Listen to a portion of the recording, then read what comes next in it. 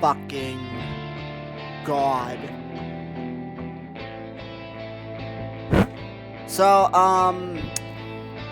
decided to take a break from Persona for a little bit. If you excuse me, I have to log into my Twitter. This is a visual novel, I believe is what they call these now. Oh, okay, I guess that's not my email. What?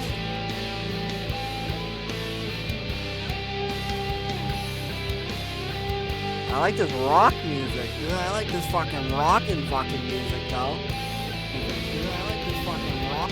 Oh god, no, I think it's like average volume. I don't fucking know. Not dear god, the animal. Dear god.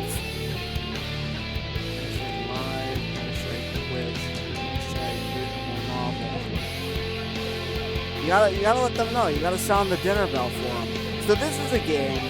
It's called Everlasting Summer. It's about anime girls in a camp. Not like a concentration camp, like a camp, like summer camp or something. I don't fucking know. Let's look at the settings.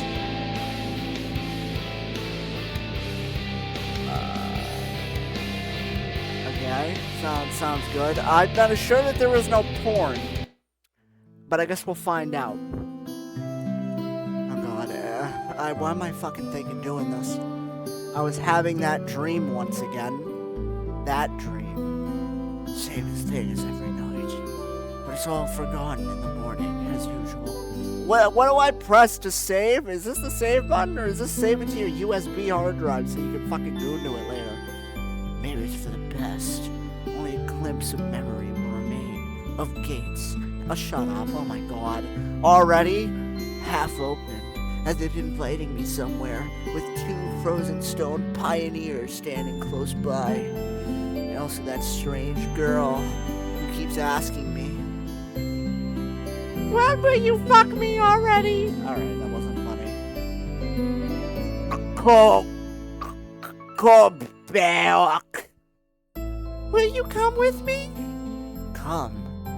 Like I do every night. And why? Where am I, anyway? Of course, if it all happened in real life, I would certainly have been scared. Well, what else would I expect to feel? This is just a dream. The same one I see every night. There must be a reason. You don't have to know where or why to realize something is really happening. Something desperately seeking my attention. Like how the number 410 bus is coming this way, and also there's people chasing each other for some fucking reason. There's an owl too. Since everything that surrounds me here is real. As real as fuck. God damn it. The guy who can't read decides to play a visual novel. As real as things in my own flat. I could open the gates, hear the hinges creak, brush the crumbling rust away with my hand, inhale the fresh cool air and shiver from the cold. I could, but to do that, I need to pick myself up, take a step, move my hand. But this is a dream. I understand that. But what of it? What does my understanding change? Because here, it's just like... Fuck. It's just like on the other side of that cracked screen of an old TV, which struggles to fight against static noise and strives to show its audience everything without missing a single detail. What the fuck is this guy talking about? But the picture is getting blurry. I must be waking up soon. ... Yes, I will say every single ... Maybe I should ask her something. The girl. What's her name? About the stars. What? For instance. How the fuck would you ask her that? Yeah, why the stars, though? I'd rather ask about the gates. Yes, the gates! She would be so surprised. Or better, why the dot over an I was called the tiddly. What? But the dot over a J was called a superscript dot. Nice letters. ... As if they didn't exist anymore. Still, what do letters, gates, and stars have to do with this place? Well, there's a fucking gate right there, bud. How about that one? Because even if I'm having this dream every night, which will be forgotten soon anyway, I've got to look for answers here and now. And there, if you look closely, you can see the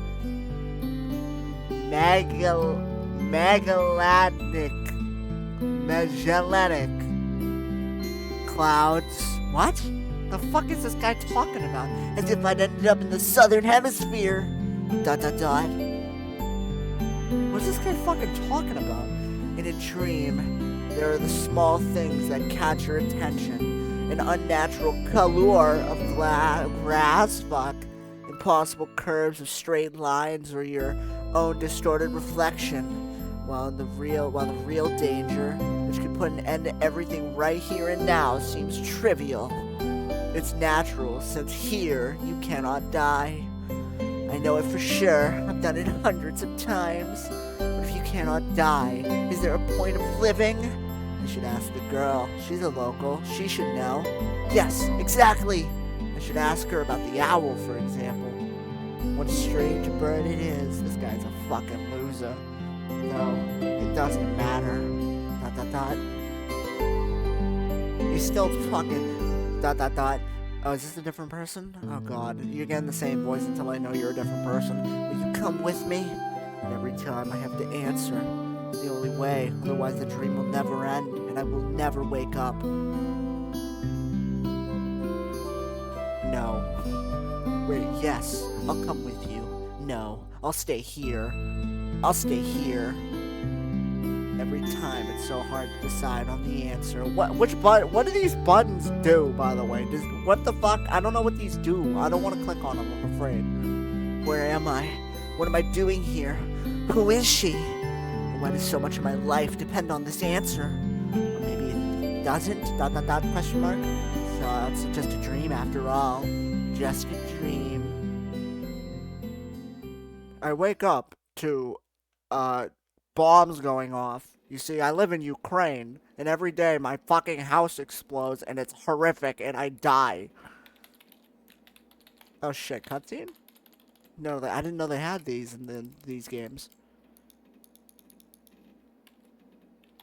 Bro fell asleep at the computer. He's on 4chan. Are you fucking kidding me? This guy's on fucking 4chan. Wait, there's no porn in this, right? Oh god. No, I don't want to look at pussy. Oh god, I didn't set up the hotkey.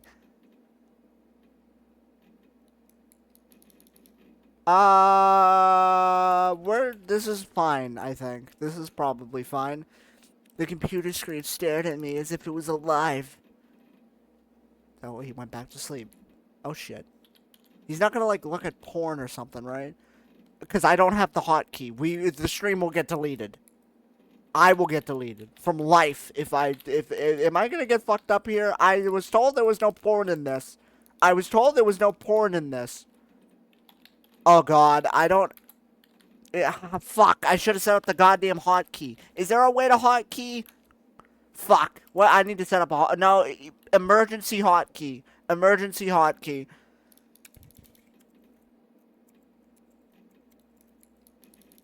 Well, how do I hotkey? Source visibility. Okay. I gotta go to okay, we're gonna fucking... Okay. Emergency fucking hotkeys getting set up. Just in case. Stop streaming. Start recording. Pause recording. Add chapter marker. Enable preview. Disable preview. Studio mode. Source. Transition. Reset stats. Screenshot output. Replay. What? Gameplay. Switch to scene.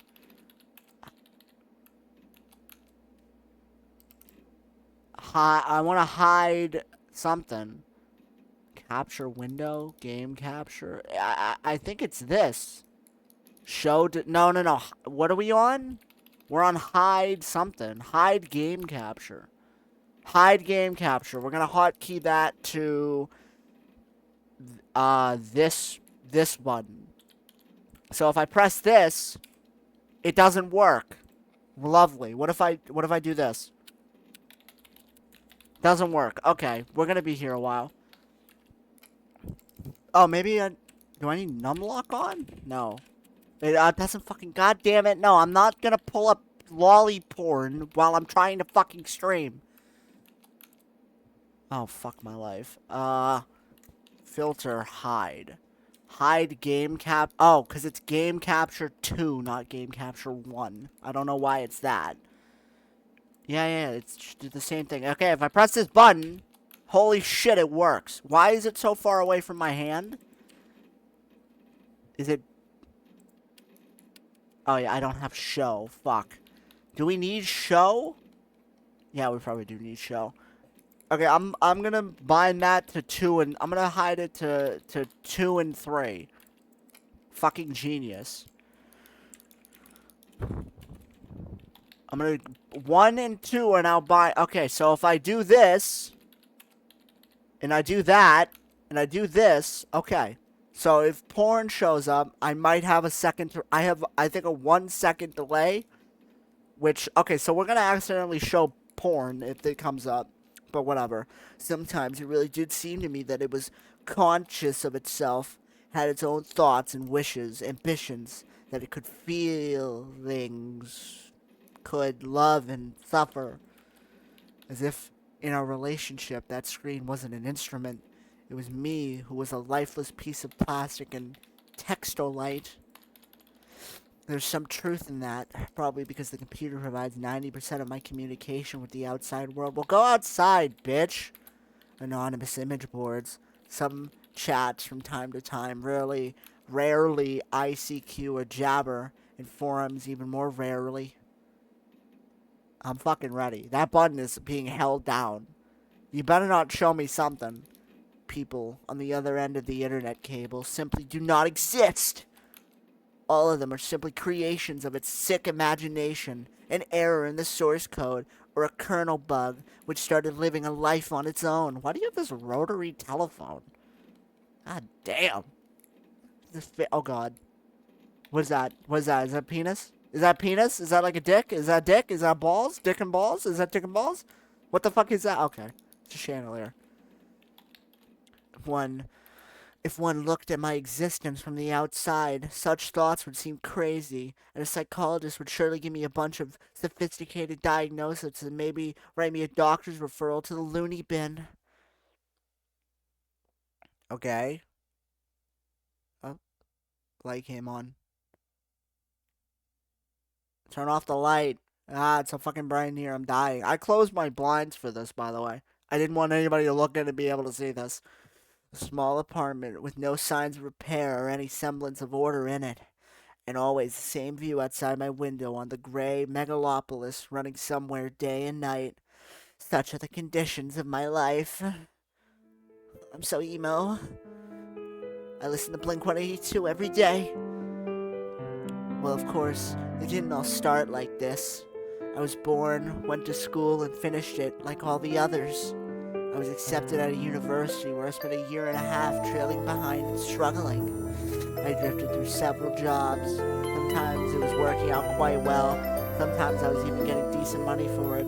Sometimes I don't know if the audio's too fucking loud, so I'm gonna turn it down a little bit. It's probably fucking way too quiet now. But it all felt like it was not mine, as if taken from another man's biography. I wasn't living life to its fullest. I was looping over and over again in monotonous circles. Like in the movie Groundhog Day. Oh, I love Groundhog Day. That's great. It's just that I had no choice in how to spend my day. And every day it repeated itself. The same vicious spiral. A spiral of emptiness, misery, and despair. So I got hit by a fucking truck, right? That's how this stuff goes. We get hit by like a bus and shit, and then we get isekai'd. For the last few years, I just sat in front of screens all day. Well, it's because sounds like me. Sometimes there were menial jobs, sometimes my parents helped me. All in all, I was able to provide for myself. No wonder, really, since my needs are quite minor, like the minors I'm gonna be inside of later. I'm a fucking pervert, woo! Not me, this guy. You see, I'm putting on the funny voice, which means it's not me. I hardly ever leave my home, and my communication with other people is almost... Hardly ever leave my home, and my communication with other people almost exclusively consists of online correspondence with the anonymous, who have no real name, no gender, no age. So, in brief, a quite typical life of a quite typical antisocial person of his time. Kind of like Donnie Darko. Without doomsday-related visions. Maybe some highly respected author will write a novel about me. It'll become a contemporary classic of modern literature. Yeah, the story of Fuckhead. Story of Fuckhead and being a goddamn virgin loser all day. Or I will write one myself. However, what's important... Fuck. God fucking damn it. Alright, should I put the counter up already? Should I just put up the fucked up reading counter already? However, what's the point of fooling myself? I tried many times but could never come up with a single short story. Close enough. I tried to learn many other things as well. Not gifted enough to draw, programming, got bored, foreign languages, takes too much time. The only thing I loved doing was reading, but I still never would call myself a scholar. Perhaps I was an ace at watching anime and a grandmaster of brave internet jokes. If I were to get paid for it, I'd probably be a happier person and richer person too. But I doubt it would fill the hole inside me. That's when I got hit by a bus. Come on, get to the point already. Today was another typical day of a typical failures life. What is with this, by the way? Is this like the autosave going off? And today was the day when I had to go to my university reunion. Frankly speaking, I really didn't want to. What's the point? The time I spent with them was so short. However, I was persuaded by a friend, my former university mate, one of the few who I'm kept in touch with other than through the internet. It's gonna be an anime chick. It's gonna be an anime chick. The fuck? God damn, I think we're about to fucking die, bro. The sun's crashing into the earth. Yep, I'm gonna get hit by a bus. Or a car. Or I'm gonna get murdered? Is this like Batman? Is that me? I look like the postal dude. Oh, I look like the fucking postal dude. Alright, postal dude gets hit by a bus. Simulator. A frosty evening. Bus stop. Waiting. I never liked winter. Well, you live in fucking Russia. Maybe you should move. I never liked winter. The hot summer was not my season either. It's just that I see no reason to point out any particular time of year. It doesn't matter much what the weather outside is like when you stay at home 24/7. The bus was running so late that I was about to curse it all and spend my last few hundred rubles for a taxi. The idea of just returning home didn't cross my mind for some reason. As usual, millions of thoughts flew through my mind, but there was not a single useful one to seize on. Such a thought that you could bring into existence, give a shape, and turn into an idea and put into practice. Maybe I could start my own business, but where would I get the money? Maybe I could just go back to working in an office. No way! Maybe I should try freelancing, but what skills would I have to offer? Basically close enough. Why is it Tauhao, Tuhu, whatever the fuck it's called? I suddenly remembered my childhood, or rather, my teen years, the time when I was 15 to 17. What exactly were those years? No idea. I'm sorry, why exactly those years? I guess it's because back then everything was so much more simple. It was easier to make decisions. So complicated now and so simple then. Waking up in the morning, I knew exactly how my day was going to go, and I always eagerly looked forward to the weekend. Then I could get some rest and have time for things I liked. Computer, football, and going out with friends. Then, at the beginning of next week, I'd take up my studies again. Back then, there were no such worrying questions as why, who needs it, what will change if I do it, and what will not change. A simple life, so casual for any normal person, and so odd for myself today. That careless childhood age. It was also then I met my first love. Her appearance and personality have vanished from my memory. How the fuck do you forget that?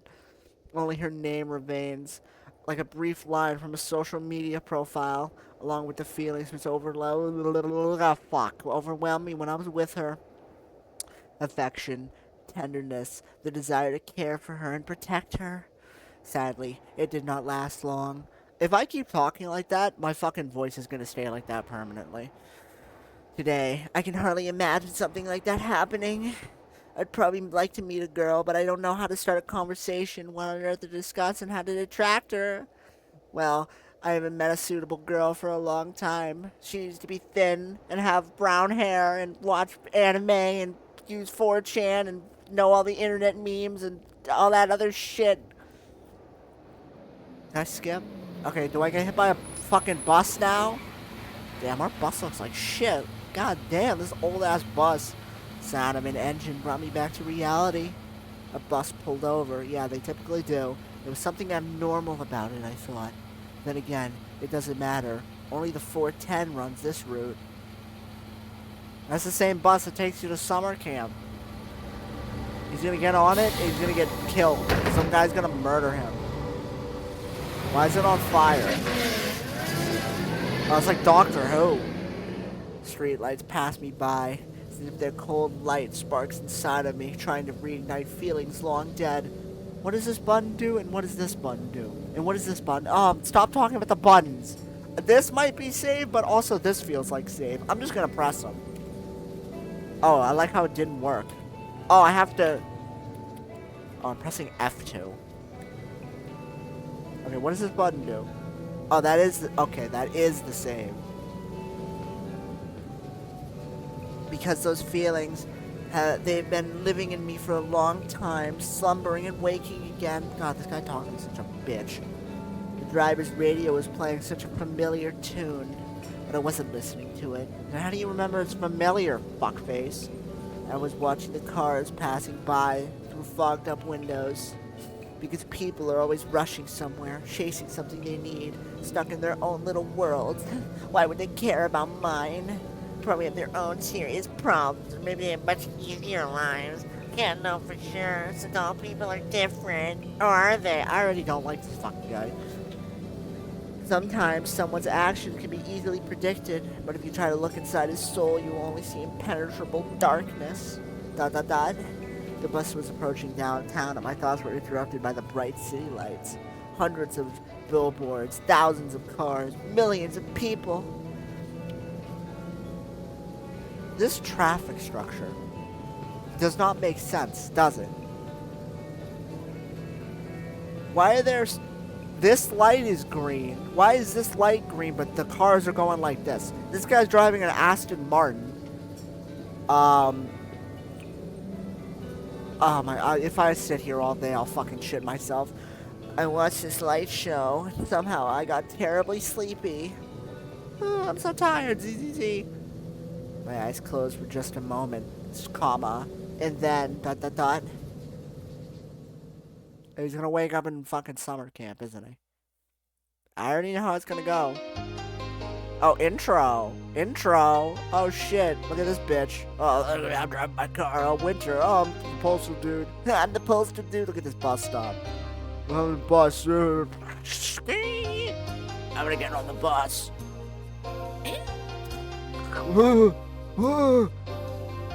Super fast bus. I'm playing Deadlock.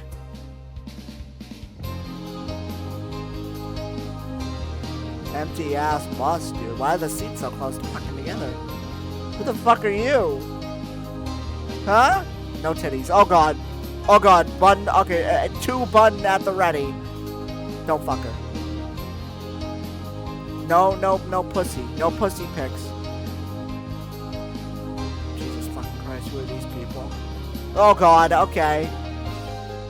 That was okay, I think. That was okay, I think. I think that was okay. I think. I'm not sure. What, Lambda? Who the fuck? Oh god, okay. Hello. Mookie. Mookie? Oh, Mookie Betts, dude. I love Mookie Betts. He's a fucking traitor. Beck Ohiao. Animo. Aimo. Oh, welcome to Russia, Pistik Suka. Day 1. That was I think that was okay. It was just panties. It's fine. You can see that stuff. Bright daylight struck my eyes. At first I didn't pay attention as I wasn't fully awake yet. On their own, my legs carried me towards the door. Simon! Damn. Looks like I fell asleep and missed my stop. but there was no door. I looked around the bus and realized it wasn't a good old worn out lads. Instead, the bus was an Icarus model, a new one. I froze in shock. Oh, what? Am I dead? Tildy. Have I been kidnapped? No, I must be dead. I patted myself down feverishly, slapped myself painfully in the face a few times, banged my forehead on the back of one of the bus seats. It's clear, either I'm still alive or you can still feel pain when you're dead. But how could this happen? Maybe I slept for too long and ended up at the bus depot in a brand new fucking bus for some reason. And then why did they put me onto another bus? I rushed out and took a look around. Greenery wherever I looked. Tall grass on the roadside, trees, flowers. Summer! But how? Okay, is it every time he speaks it's gonna be Tildy? Then I'm gonna cut the voice out. Alright, we'll do it for a little longer. Just a moment ago it was winter.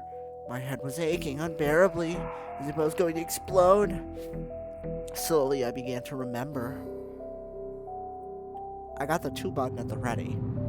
It's not gonna matter because you're still gonna see a glimpse of pussy, no matter if I click it fast enough or not, but whatever. A long road running off into the distance. Forest, plants, now plain, fuck, fields, lakes, and forest again. I think I was leaving, but how can I remember all of it? Then, a gap. Some girl leaning over me. She softly whispered something into my ear. Then, a gap again. Then my ass started hurting for some reason. I feel like I got pegged. And then I woke up here. Who was that strange girl? From what she does to dream? For some reason, thinking about her made me feel better and calmed me down a little. I felt warmth all over, like it was coming from inside my butthole. Could it be her who brought me here? Then I need to find her. And the best place to look for her is away from here. Get in the bus and start driving. I rushed to the left, then to the right, then stopped, hesitating over where to go. Finally, I ran in the direction from which the bus had probably came. ... Okay. ... Physical exercise does refresh one's mind. Thoughts becoming clearer, and it gets easier to evaluate the surrounding reality. Not in my case, however. I was sitting on the roadside, wheezing and trying to ease my sore throat by gulping breaths of fucking air. In any case, the run did its job. The fear withdrew for a while. Maybe I really am dreaming. I'm dropping the voice. Though, recalling my self-harm on the bus, I immediately rejected this idea. Simon, Semyon Pizdik Suka. I am neither dreaming nor dead. A narrow road ran through the field and far into the distance. That exact same road from my dream. I must be very far away from home. Bro, that fucking voice sucks. I'm so sorry. And it's not that I was winter yesterday and it's summer now. It's the whole environment. Of course, summer is usually like this, green and hot, but here everything is not entirely lifelike. Everything seems like it was taken from paintings of the Russian landscape artists of the 19th century. Nobody talks like this. The grass is just too lush. The brushes are not... Fuck. The brushes... God fucking fuck. The bushes are not like what bushes should be. They are so thick that you can't see anything through them. Like treetops, honestly. And then the trees themselves, those aren't fucking trees, those are power lines. The forest was quite far away, but the trees looked as if they'd closed their ranks and were now just waiting for the order to advance onto the fields and plains. I caught my breath and looked at the bus, which was now barely visible. That was a good run. Fear overtook me again. Those power lines, there must be people here. But what does it mean? In fact, it means nothing at all. They couldn't have power lines even in hell? Roasting sinners over hot coals? That's the last century. Must have reached a point of no return, after which you should either lose your mind completely or finally try to understand what is going on. And while I still have a choice, I should pick the second option. I slowly headed back to the bus. Of course it was all scary, but I'm not likely to find an answer in the fields or the woods in this wretched bucket of bolts. Only one kind of bleak I am, but the real world. ... Or hep, not hep. You hear that? God damn, son. I should get really out of the area. Sovyenkov meets Owlet. A brick wall. In its gates crowned like with a Sovyenok sign. Statues of pioneers standing on either side and a road sign nearby showing the bus route number 410. Seaman. This trip's taking a bit too long today. I smirked. I'm a fucking asshole. A person might start acting inappropriately in extreme situations. Something like that is probably happening to me now. This place didn't look abandoned at all. No rust on the gates, no damage on the walls. Sovyonok. We're gonna have a name like that. Judging by the pioneer statues, it could be a kid's summer camp. Moreover, it appears to be open. Of course, the simplest explanation, logically speaking, explains nothing at all. Can I drop the voice? I'm gonna drop the voice. I'm gonna put in a Zin. I'm gonna drop the voice. That's the plan. The strange girl, the altered bus, summer, the pioneer camp. Thousands of theories went through my mind instantly, from alien abduction to lethargic sleep, from a hallucination to a time and space shift.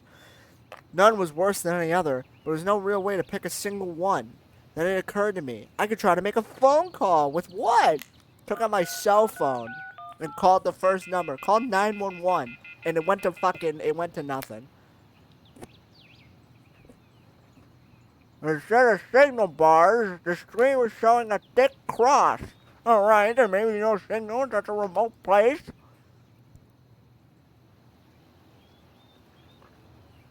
I know that sounded gross, but I don't care.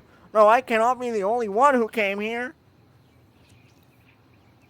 Buses don't drive themselves. I examined the bus from all sides to make sure it wasn't a hallucination. Bits of dirt on the bottom, some rust here and there, faded paint, and worn out tires. No, this is definitely a very ordinary Icarus. The exact kind of bus which takes you to places beyond your understanding if you carelessly fall asleep. I gave a nervous chuckle. Is he like saying that out loud? It came out by itself sporadically because this wasn't the right place or time to laugh. But where on earth is the driver? Okay, I'm changing the voice. It's going from that to like thick, like the worst Russian accent ever. I cautiously sat down on the curb beside the bus and started to wait. ... Hatsune Miku's gonna come. My patience didn't last long. My anxiety seemed to have reached its peak, and I started to go slightly mad. In such situations, anyone would have probably felt something similar. Aliens and parallel universes were gone from my imagination, leaving only void and darkness. This is how everything will end? How my life will end, Suka! But I wanted to do so much, Suka! There were any things I had time for. I am fuck. Suka bled nahoy. Pizdick. Hard boss. I was overwhelmed by the idea. This was definitely the end. But why? It's not fair. Surely I'm no worse than anyone else.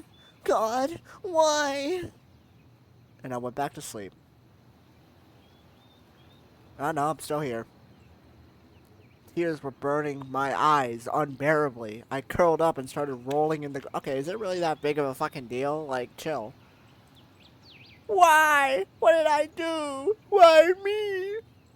My cries were only heard by the speechless statues of pioneers and a bird on the tree, which immediately flapped its wings and took off, crying out something in its own bird language, as if laughing at the idiot who dared to interrupt its after-dinner nap.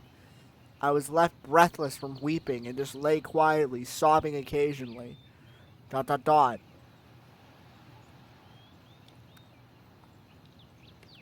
After a while, I managed to pull myself together. My mind cleared up a bit, as if terror and the fear of death gave me a light break. All in all, somebody wanted to kill me. What's this for? Uh-huh. Hey, Donald? Hey, Sora? Doesn't look like any spearmint either. Yeah. Some crazy coincidence. There's probably no threat. He's the Exuka. Anyway, there's no danger. He's the Exuka. The panic was gone. Of course, the blood was still pouring in my temples. When did that happen? And my hands were still shaking, but at least I could think clearly now. Right now, there's nothing I can change anyway, so no matter how I think of it, the only things that would make it worse until some actual facts appear. There's really no point in making guesses. In any case, I won't learn anything by lounging about here. The camp, if it is, of course, really a camp, looked like the only place where people could be, so I decided to go there and hardly had reached the gates when a girl came out from behind them. Let me guess, she's fucking naked? Thank God. Wearing a pioneer uniform. My logic didn't let me down this time. And again, a pioneer uniform in the 21st century. And then a girl here. Big tits. I like the big tits. You know, you might, maybe, we'll see. I felt very much like running away. Running as far away as I could from this place. Far from the bus, gate statues, and far from this bloody bird with its siesta. You bloody bogan! Just running, free like the wind, faster and faster, waving to planets passing by, winking at galaxies. This guy's a fucking loser. Becoming a pulsar ray and turning into a vestigial radiation, running to face the unknown. Run, no matter where, as long as it was far away from this place. Get away from me. Meanwhile, the girl came closer and smiled. Could not help but notice her beauty, even though I was trembling with fear. Human instincts work independently of consciousness, and while only 5% of the brain is responsible for the cognitive processes, the remaining 95% are busy sustaining life, and in particular, ensuring stable function of the hormonal system. I desperately wanted to get less complicated, stop thinking of formal quotes from an encyclopedia, though my thoughts appeared one by one, being stupid, out of place, as if taken from an internal monologue of the hero from some junky softcore cover crime fiction book. Fucking paragraphs of fucking pages of platitudes and bullshit. A pretty Slavic face, long braids that seemed like 2 armfuls of fresh hay, and blue eyes you could drown in. Oh my god. And we have to give this girl a voice, so let's give her a voice now. Yes, yeah, we're gonna do the PZ Xsuka voice. Hey, you must have been just here now. You must have arrived, Suka Bled Nahoy. Reply. Yeah. Alright then, Suka. Welcome. I'm not gonna do the Suka every time, I promise. Strange. It looked as if a normal girl was in front of me. Bah. I didn't return here. The ones in the field seem better. But what shall I do next? Try to speak with her as if she was human or run away or what? The blood was pumping unbearably in my head, tearing it apart from the inside. A little bit more, and the poor pioneer girl would have been splattered with the gruesome contents of my skull. What's so funny about that, Suka Nahoy Pizdiak?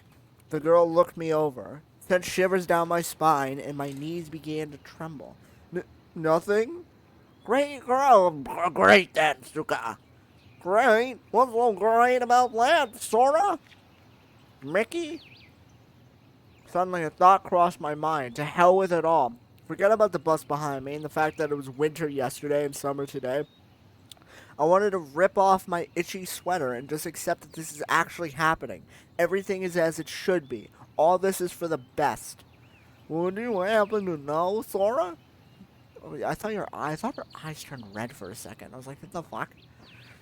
You should go to our camp leader. Okay, that voice is gonna hurt after a while, so we're gonna switch it eventually, but you should go to our camp leader, Suka Nohoy Blet. He'll tell you everything. Look, you go straight ahead to the square, Suka, and then you turn left, and you'll see small cabins. He pointed at the gates as if I knew what was behind them. Oh, we have translator notes? Demitrovena is a patronymic, a derivative of the person's father's name, in this case, Dmitri.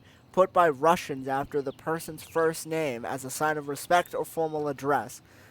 Well, you could ask someone where Olga Dmitrievna cabin is. I, got it?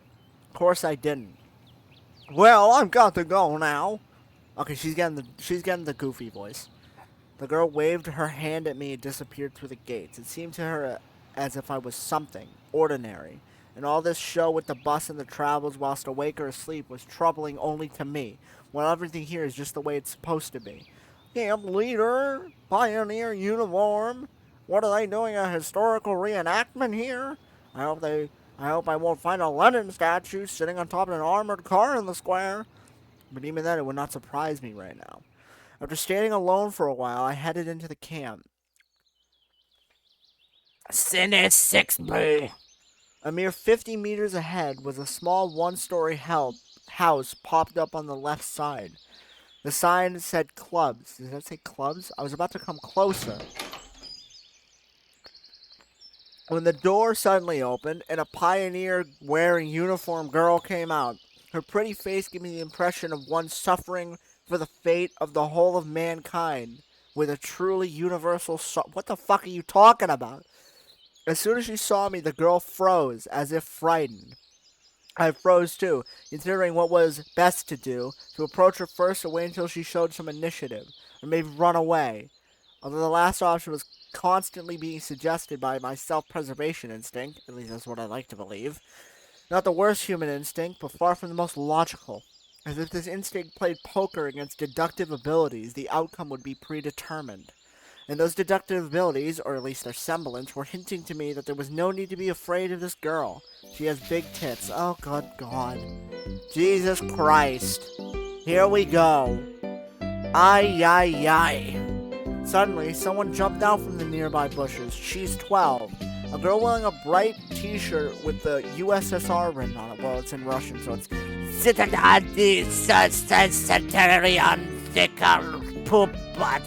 Star.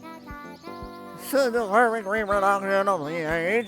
looked quite short. From a distance, and was probably younger than both pioneer girls, the one at the gates and the one at this door of the clubs. At least I decided to come closer, but the USSR, as I called her in my mind, jumped forward towards the first girl and started telling her something while wildly waving her arms. The other girl, in turn, seemed confused and lowered her gaze, remaining silent. I would probably continue to exert their amusing dialogue, but the USSR suddenly pulled something out of her pocket and started waving it in front of the girl's face. Why did your shirt just change? This something appeared to be a grasshopper. The first girl squealed. She must not have been too keen on insects, as she instantly rushed off towards the place where Lenin presumably made his speeches about the workers' and peasants' revolution. That is to say, towards the square. The USSR glanced at me, grinned playfully, and dashed after her. What a bad start to the day! I have absolutely no clue where I am. Besides, there are some kids role-playing as pioneers. As far as I can tell, this place is located thousands of kilometers away from my home. Might even be in a different reality. And this was indeed a reality. I mean, everything seemed so real, as if a little embellished, that I was starting to think that, in fact, my previous life could have been just a dream. And what am I supposed to do now? ... CCCP. I was picking at the cracked paving stones with my shoe and started staring aimlessly at the club's building. Just a few more seconds before I have to come up with a decision. That's when I recalled myself rolling on the grass, weeping. I cringed in disgust. Perhaps it's another instinct. When all energy for whimpering and self-pity is used up, the body either goes into hibernation or mobilizes its reserves. Mine seemed to have chosen the second option, because out of the blue I found determination to figure out what was going on. And in order to do that, I had to act like a man, like a human, to maintain the dignity of a representation of my own world. What the fuck are you talking about? What is this guy fucking talking about, bro?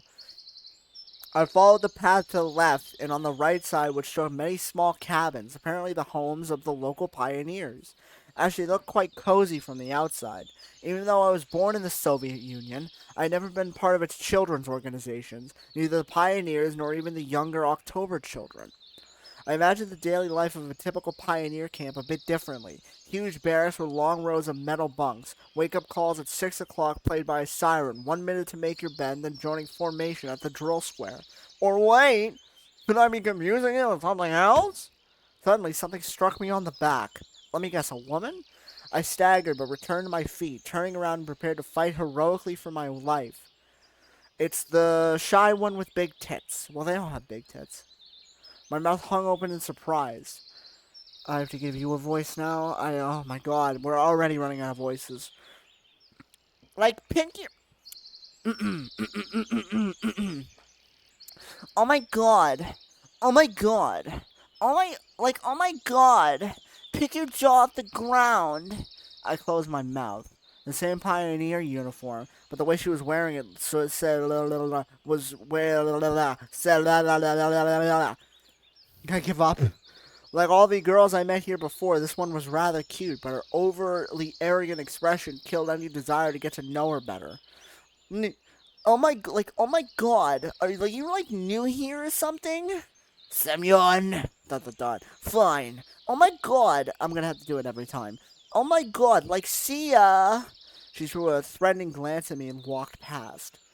I waited for the pioneer girl to turn at the corner. Who knows what else she might have been up to. The most interesting thing was even this hostile girl seemed completely normal to me. She did not give up the feeling of some deadly danger, except maybe the danger of getting punched in the nose. Here's Lenin. At last, I made it to the square. There was no Lenin on an armored car, though one could easily expect something like that after what I had just witnessed. Instead, however, a monument... I thought they were fucking nuking us. I thought it was over. I thought they were fucking nuking us, dude. Holy shit, I gotta change that fucking alarm. Oh my god. I thought it was fucking over. I gotta turn off my alarms. However, instead, a monument to a certain comrade towered in the middle of the square. The letters on the pedestals read, Genda. Must be some big figure in the party. There were some small benches at the sides. It's quite pleasant here. Where did that girl tell me to go? To the left or to the right? She said to the left. Well, I'm going there anyway. I've decided to pretend to be normal. So to the right. Well, you're supposed to go to the left, dumb fuck. Through a small grove, I came out to a pier. I must have taken a wrong turn. Okay, I don't know who you are, so hey, wrong way. I turned towards the voice. Oh, good God. Okay, this is alright, I think. Now, what did I... Did you have the Mickey? Yeah, you did. Hey, Sora. Now, what did I tell you? Take a left at the square, wasn't it? You changed from a pioneer uniform into a bikini. Oh, I still haven't introduced myself. My name is Slavia. Actually, my full name is Slaviana, but everyone calls me Slavia. Oh, you can too. Yeah, okay. Still felt a bit confused, like...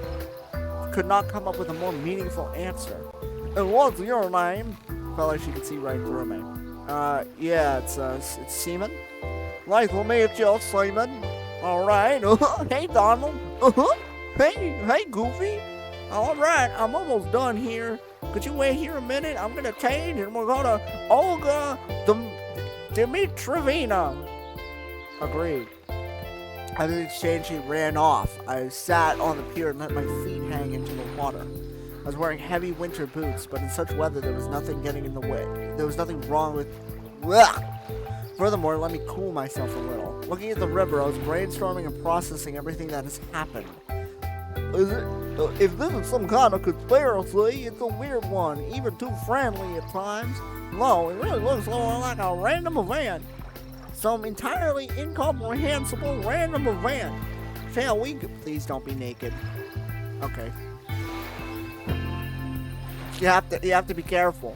Slavia was standing beside me, dressed in her pioneer. That was fucking quick. Let's go. I've been here for a very short time, and out of all the people I've met, she seems the least suspicious. However, this fact is already suspicious itself. We walked to the square. the USSR girl and the girl who hit me on the back were chasing each other. Is this some kind of game they're playing? Ulyana! Enough running! I'll tell everything to Olga Dmitrovna. Oh, fuck. Nope. Fuck it, yeah. Aye, Captain. I decided not to question Slavia a while with what was going on. Better meet with this mysterious Olga Dmitrovna first. Sounds like she's the boss here. We walked past the rows of almost identical cabins, some of which looked like fat beer barrels, while others looked like household sheds. Finally, Slavia stopped in front of a smallish one-story cabin. It looked as if an artist's painting. The fading, chipped paint, and they were there with age. Oh, fuck this. I'm not even gonna try. It looks as if this ramshackle hut was drowning in a storm of purple silk, and the lilacs, like some elemental force, were inexorably destroying the troop leader's house. And there's a bicycle. What are you standing around for, Mickey? Let's go. Slavia snapped me out of my daydreaming. And stop teasing Lena already. Oh, what the fuck? The fuck? Rena? No, there's something going on inside. Indeed, a moment later, the door swung open, and Ulyana ran out and dashed past with the What fucking voice did you have? You weren't. I don't think you have a voice yet. Don't let it bother you, Lena. So her name is Lena. Gotta be thankful it's not Rena, at least.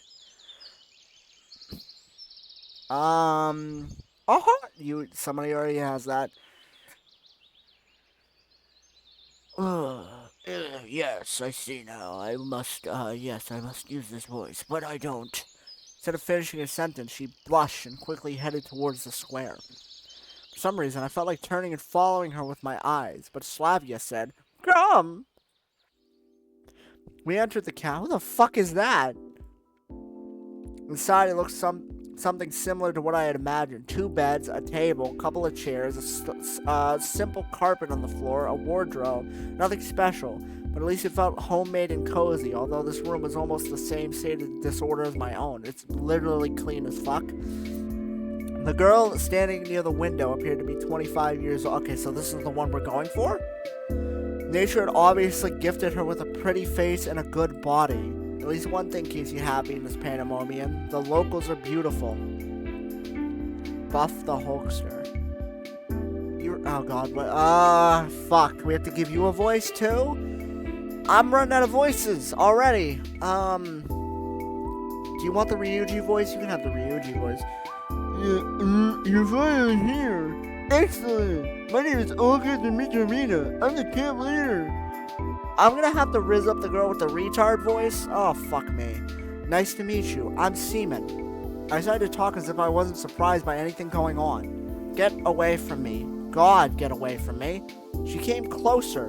We've been expecting you since early this morning. You've been expecting me? Yes, of course. And when the next bus comes? And when does the next bus come? And why do you need it? Yeah, right. Why would I need it? Because I shouldn't ask direct questions. People here seem to react quite unlike how I'd prefer.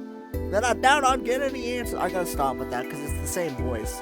No reason, just curious. By the way, where are we? Exactly. Our mailing address. I wanted to send a letter to my parents to tell them I got here fine. For some reason, I had the desperate idea if I played along, I'd find something else. No, but your parents all have an hour ago. It's in regards to you. Now that's a surprise. So can I call him? Because I forgot to tell him something. No! She gave me a sweet, spontaneous smile. Why not? We don't have a phone! The fuck? Oh yeah, we're in the middle of the fucking backcountry. I guess it makes sense. So how come my parents can make a call here? Let's come back to the district central town and talk with them there. Oh, so that's how it is. Can I get to town? No. She kept the same smile. Why not? Because the next bus only comes in a week. Alright, well, we're fucking out of here in a week. I decided not to inquire how the bicycle. I answered it for you. Bicycle. At the same time, Slavia was standing next to me and seemed to find nothing odd in our conversation. Oh, well, we need to find a uniform for you. I've got absolutely no idea. I've got absolutely no desire to put on a pioneer shorts or wear this ridiculous red neckerchief. However, wearing winter clothes in the summer isn't a good idea either. Right, thank you. I wonder if I'm the only one here who finds it strange that someone's wearing a coat and winter boots in such heat. Radio, I'll be off then. You can get yourself acquainted with the camp. Don't forget to come by dinner. Having said that, she walked out of the cabin. No, walked is not the right word. She rushed out. I ended up all alone with Slavia. Hey, Mickey. I gotta go too. Fuck, I gotta get the voice right. Hi, Mickey. Hey, Donald, we gotta stop Mickey. Donald, Storm. I got things to do too. I got things to do. Take a walk. Look around. Hey, look around the camp a bit. The voice is fucking leaving. The voice is leaving. It's leaving me. Hey, on the evening, Mickey. If there is no threat or catch to this then this reality, as embodied by Slavia, becomes more and more appealing. ... For the first time today, I realized it was awfully hot here. Although obviously my winter clothes were to blame for that, I took off my coat and dropped it on the bed. My pullover followed it. I was now wearing only the shirt. That's much better. All I can do now is follow their advice and go look around the camp. I'll try to find something out in the meantime. Oh my god, it's already been an hour? Holy shit. Passing by the local residential district, I saw a pioneer guy coming my way. Oh fuck, you have to have a voice too? Are you important? And this was really a pioneer guy, not a pioneer girl. Apparently there were some men in this kingdom of Amazons. Hello there, nice to meet you. You must be Seaman, right? And how do you know? Everyone knows already. I'm electronic, by the way. The real one. You can call me that. Spontaneous voice change. Electronic was a robot character appearing in popular Soviet film and book series. He's looked at like an exact copy of a school kid named Sergei Chesikov, or Cheesekov. I like Cheesekov. Electronic, the real one. Things were going from crazy to completely insane. Alright. Ulana also called me Cheesy. Cheesy? On toast with mushrooms? Because my last name is Cheesekov. I see. Let me show you around. Oh, sorry. Let me show you around. I accepted his offer. It wouldn't take him much longer to get to know this place alone. Fine. We ended up at the square again. That's the only fucking place in this goddamn camp. Yeah, exactly. Lena was sitting on one of the benches reading some book. Electronic confidently approached her. What was your voice? I already forgot. Hello, Lena. Meet the new guy, Seaman. He started briskly. Hello. Well, you could say we've already met in a way. What? Yes, I think that was her voice. She looked away from the book for a moment, glanced at me, blushed, and went back to reading as if not noticing we were still here. Damn, what's with all these damn 2 people? That's a fucking new world record, man. Alright, let's go on. I was at first surprised that meeting this girl was reduced to a couple of words, but then I thought it was better this way. I assume it's all the Russians coming in, because somebody probably ended their stream and now they're on to this one, and now they're realizing that I don't speak Russian and they're leaving. That's fine. I'm okay with that. You know, you play a Russian game, you'd expect a Russian to be playing it, but it's a fucking dastardly American. What can you expect? I was at first... Oh no, we already read this. Electronics' vigorous activity did not fit well with Lena's shyness. Let's go. Next we came to a building, which I instantly identified as a canteen. And this here... I know, this is where you consume organic food. Yeah, something like that. Oh god, what was your voice? I don't even... did you have the Mickey Mouse voice, or did you have the other one? Oh god, I think you were Mickey Mouse. No, you weren't Mickey Mouse. Who was Mickey Mouse? No, Mickey Mouse was the kid, I think. Yeah. So did you have a voice yet? At the sight of her, my joking mood vanished. Oh yeah, you were like that. Like, oh my god. My joking mood vanished in the blink of an eye. Really, now is not the best time to be pulling this guy's leg, even though he's quite hilarious. First, I need to figure out what's what here, or at least where I am. Hey, her over there is Alyssa Dyachevsayaka. Divchiviskaya. Divchiviskaya, that's the best you're gonna get. Here, be careful around her. He spoke in a whisper. Dva, dva, dva, va means two in Russian. The whole nickname sounds exactly like the 2chan in Russian, a reference to the late 2chan image board. Like, oh my god, what did you say? What did you call me? You must have heard him. In the blink of an eye, Alyssa jumped down from the porch and dashed towards us. Divachiska. Can you give me the phonetic pronunciation? Because it's not going to get better. Alright, you'll manage from here onwards. Electronic took to his heels. Do nothing. Get away from me. Alyssa, running past, stopped for a moment and growled. Oh my god, like, I'll deal with you later. I can't do it with the oh my god at the start. I can't. Deal with me? What did I do wrong? I added a forced guilty smile to my words. What am I guilty of? She made no reply and carried on chasing after Electronic. Fuck you, I don't care. Looks like I had to kill time alone waiting for dinner. I decided to go east. Like I had a compass?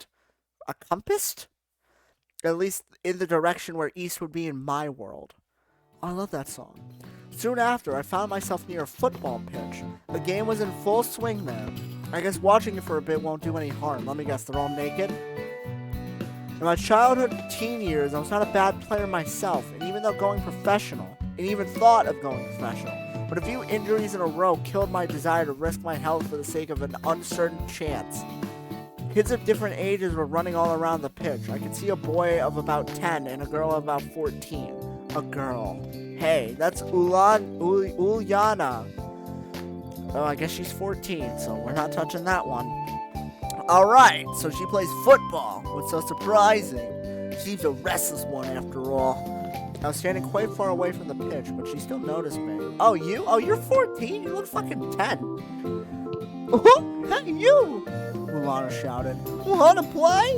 I didn't know how to answer.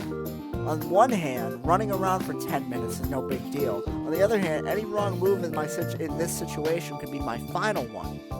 But in any case, my attire wasn't suitable for this weather. If I played in winter boots and warm jeans, I would sweat like a pig. And playing barefoot and without jeans would be simply unethical. Maybe another time, I shouted in response and walked back. I was followed by Ulyana's screams about my pants or about me being a pansy or something. Like that. ... Oh god, here we go again. Evening was falling, making me feel tired and empty after a day wasted with no real purpose. I'm so emo. ... I gotta check if somebody picked up my shift at work. I came back to the square and sat on a bench. What's a bench? And gave an exhausted sigh. I better sit here and wait for dinner. God fucking damn it. I hate my life. Jesus Christ. I'm gonna have to work on Thursday. I'm so fucking sad. I better sit here and wait for dinner. Because after all, it's easier to search for answers when you're not hungry. They do give food to people here, right? You know, it's curious how the simplest human needs can break the will to ponder on things, to strive for something. For example, I care so much less about where I am or what is happening to me. Could great people also be affected by that? I would imagine. In any case, how did Spartacus start the slave uprising in ancient times?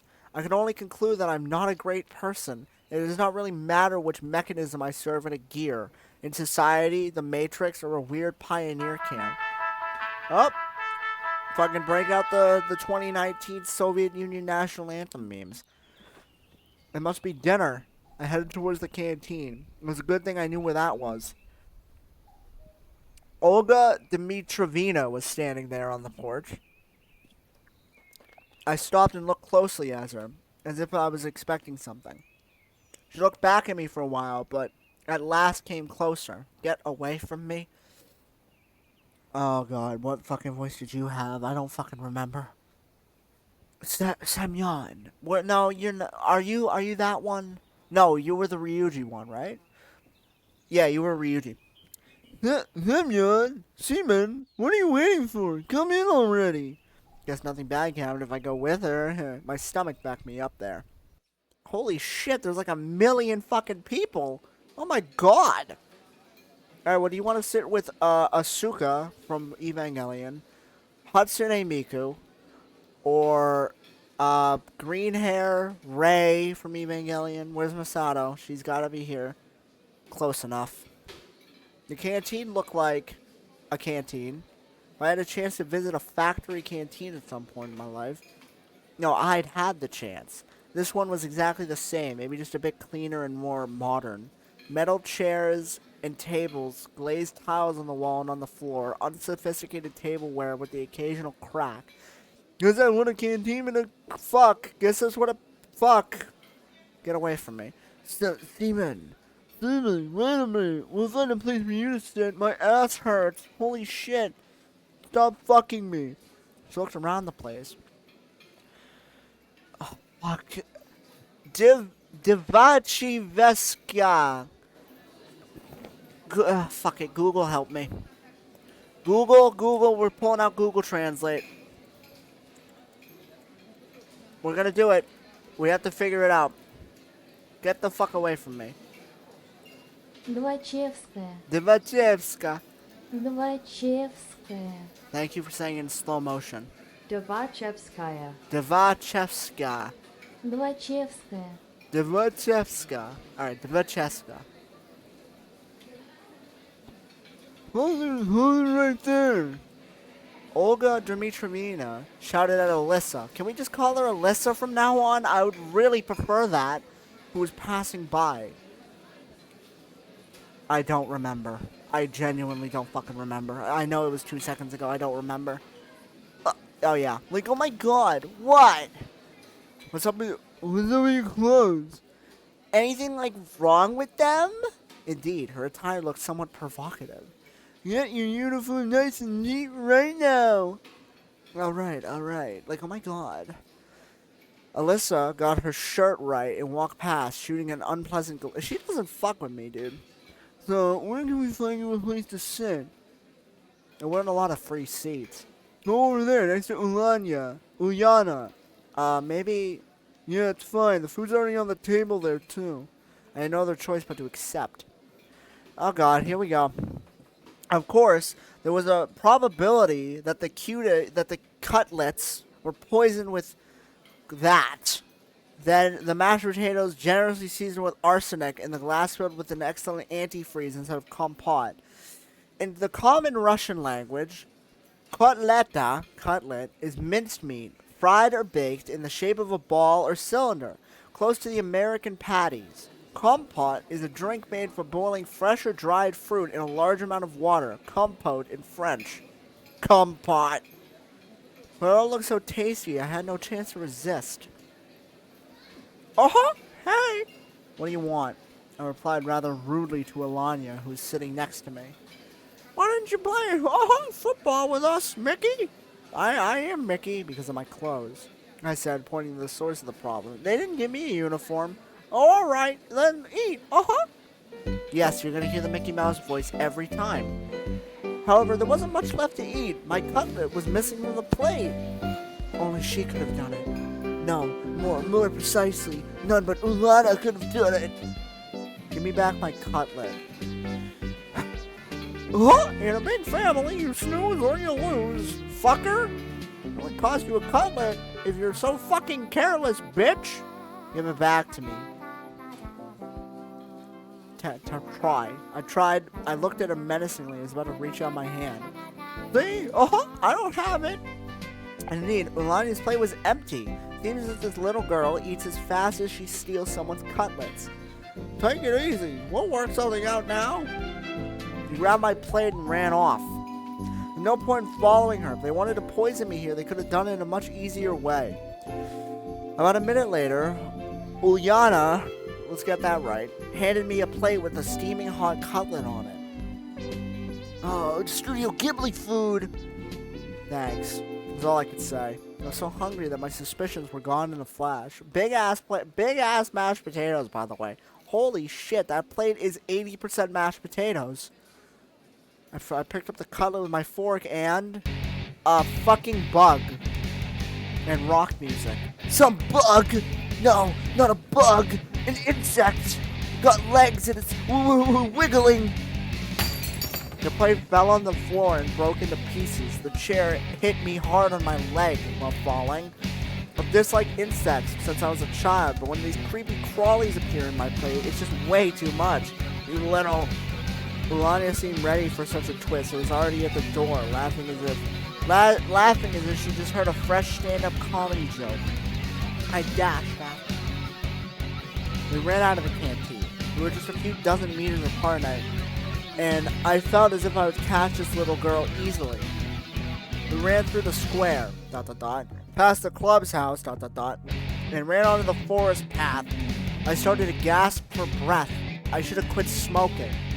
Well, that's why I do the Zins. See, you gotta get on the Zins, bud. Like, I don't think they had those in, like, wherever the fuck we are. Ulyana passed out of sight on the next turn. It can't be true that she managed to get away from me. It simply can't. I stopped and tried to catch my breath again. ... Night was falling.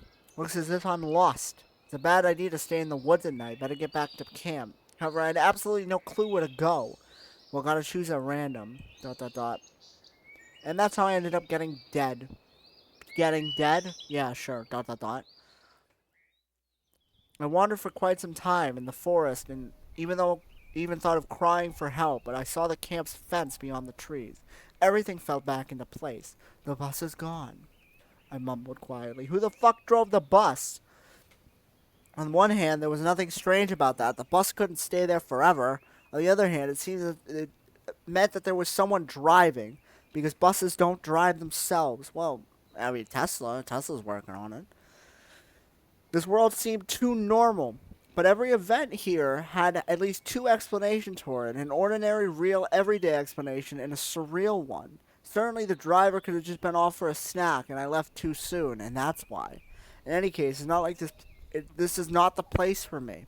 Wherever that bus drives itself or not was probably an important question, but it was more important to know how I got there at all, and where here was. The fields and the woods stretching towards the horizon had no answer. There was nothing familiar about them. ... A strange, odd, and alien world. However, at the same time, it was absolutely fucking, oh my god, can you just go onto the fucking bottle? Either my self-preservation instinct decided to resign from its job, or all this running around the camp and the local pioneers had lulled me with so much of their carefree normality that I was simply forgetting what had happened to me a couple of hours ago. Although I probably just had no strength left to worry. All I wanted was some peace, calmness, that I would just have a break from it all. And only after that I could continue looking for answers, ready and reloaded. Oh, I love that album. No, that album's mid as fuck. However, there would be some time later. And what about now? Can I allow myself to relax? ... Oh, did you hear that? That was fucking gross. Saving! Am I gonna go to that? If I go to that, the stream's over. Oh, what the fuck? Yes. Oh, I thought I had to... It got completely dark, and in any case, it was better to spend the night. I was about to head back when someone came up silently from behind. Oh, Jesus Christ. Goofy voice, right? I think this was Goofy. Oh, hey, Mickey. What are you doing here so late?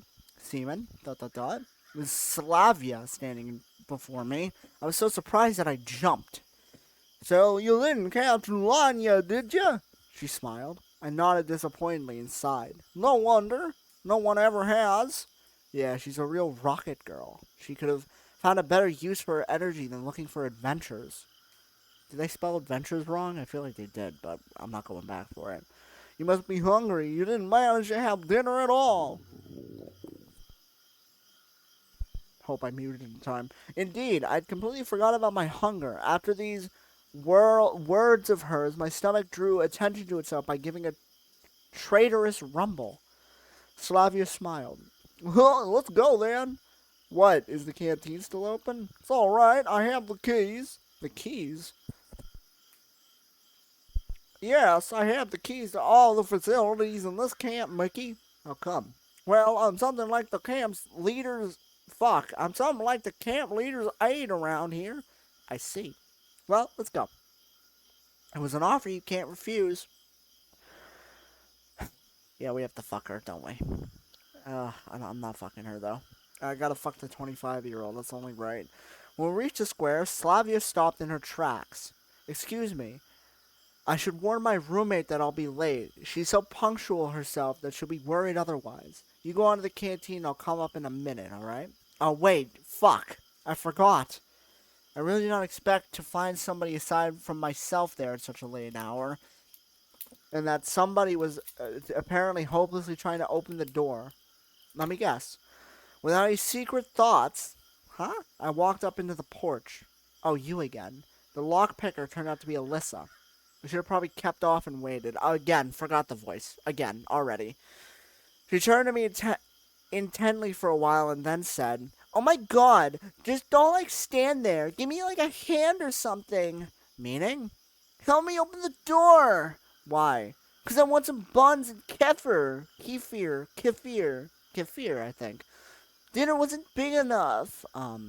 Is that really a good idea? Are you hungry yourself or something? Huh? Well, Yana didn't let you have a normal dinner, did she? She smiled sarcastically. It's true. Hey, Mookie, she didn't. It's fine. Slavia will come now and ... What? Oh, wait, wrong voice.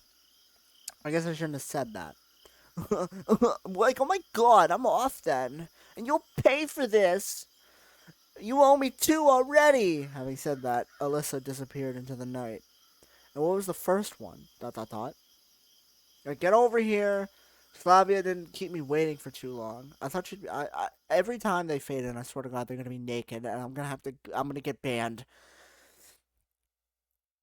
I forgot. I actually forgot right the fuck now. I completely forgot. Were you goofy? Well, you're goofy now.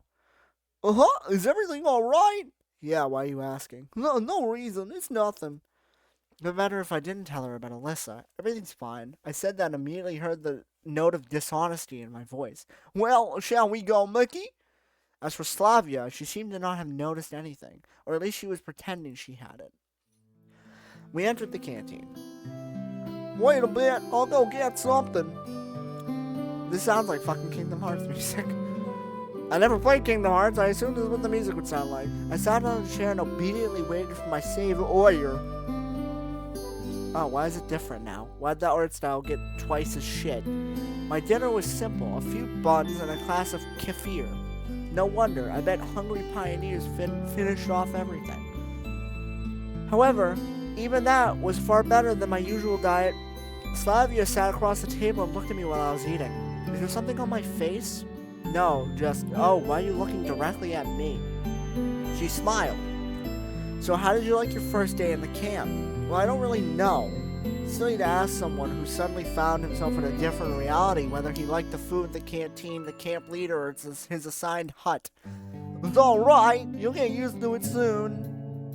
Slavia stared out of the window dreamily. She does not look like she's dreaming of anything.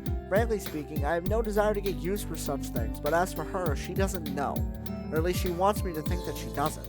Well, all in all, it's nice here. I had to somehow break the awkward silence. Do you think so? She asked without any interest. Yes, this place is so... I wanted to say retro, but I managed to hold that back. After all, it was retro for me, but what about them? Might be the only kind of life they knew. If the term life was applicable here at all. How so? Or no, so how? Did she say so how or how so? so how? It's not correct. You watched me closely, as if something important depended on my answer. Well, I don't know. Lovely. Yeah, it's lovely here. Oh, I guess you're right. She smiled again. It's very good that you think so, because you're stuck here forever. Bitch. Why? Well, not everybody likes it here. What about you? Me? Yes. I love it here. It's great. Then you don't need to worry about what other people think. Well, I don't really worry, Flavio laughed. This conversation seemed to be leading me far astray from where I wanted to get to. And you're worried yourself. Really? Why do you say so? Well, when someone is chewing so intensely... I'm sorry. It's okay. Oh, sorry. It's okay. I mean, fuck. I couldn't bring myself to be more cautious around this girl.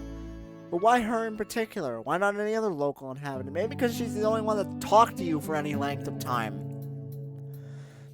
Every one of them looked completely normal to me. Precisely normal. So normal that it sent chills down my spine and into my marrow.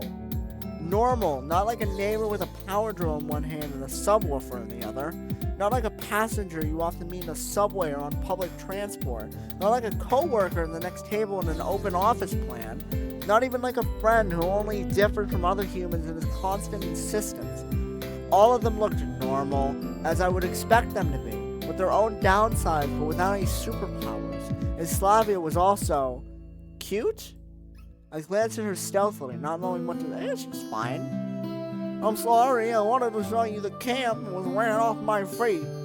I didn't miss anything while on my own, I guess. Are you sure you haven't missed anything at all, Goofy? Huh?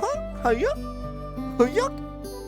You smiled so brightly that I had to drop my eyes in confusion and look directly at her chest. Well, how would I know? It's my first day here. Okay, and what have you seen so far?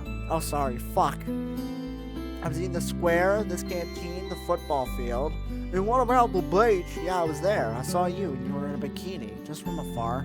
You should go there. Let's do it together right now. Let me get naked for you, baby.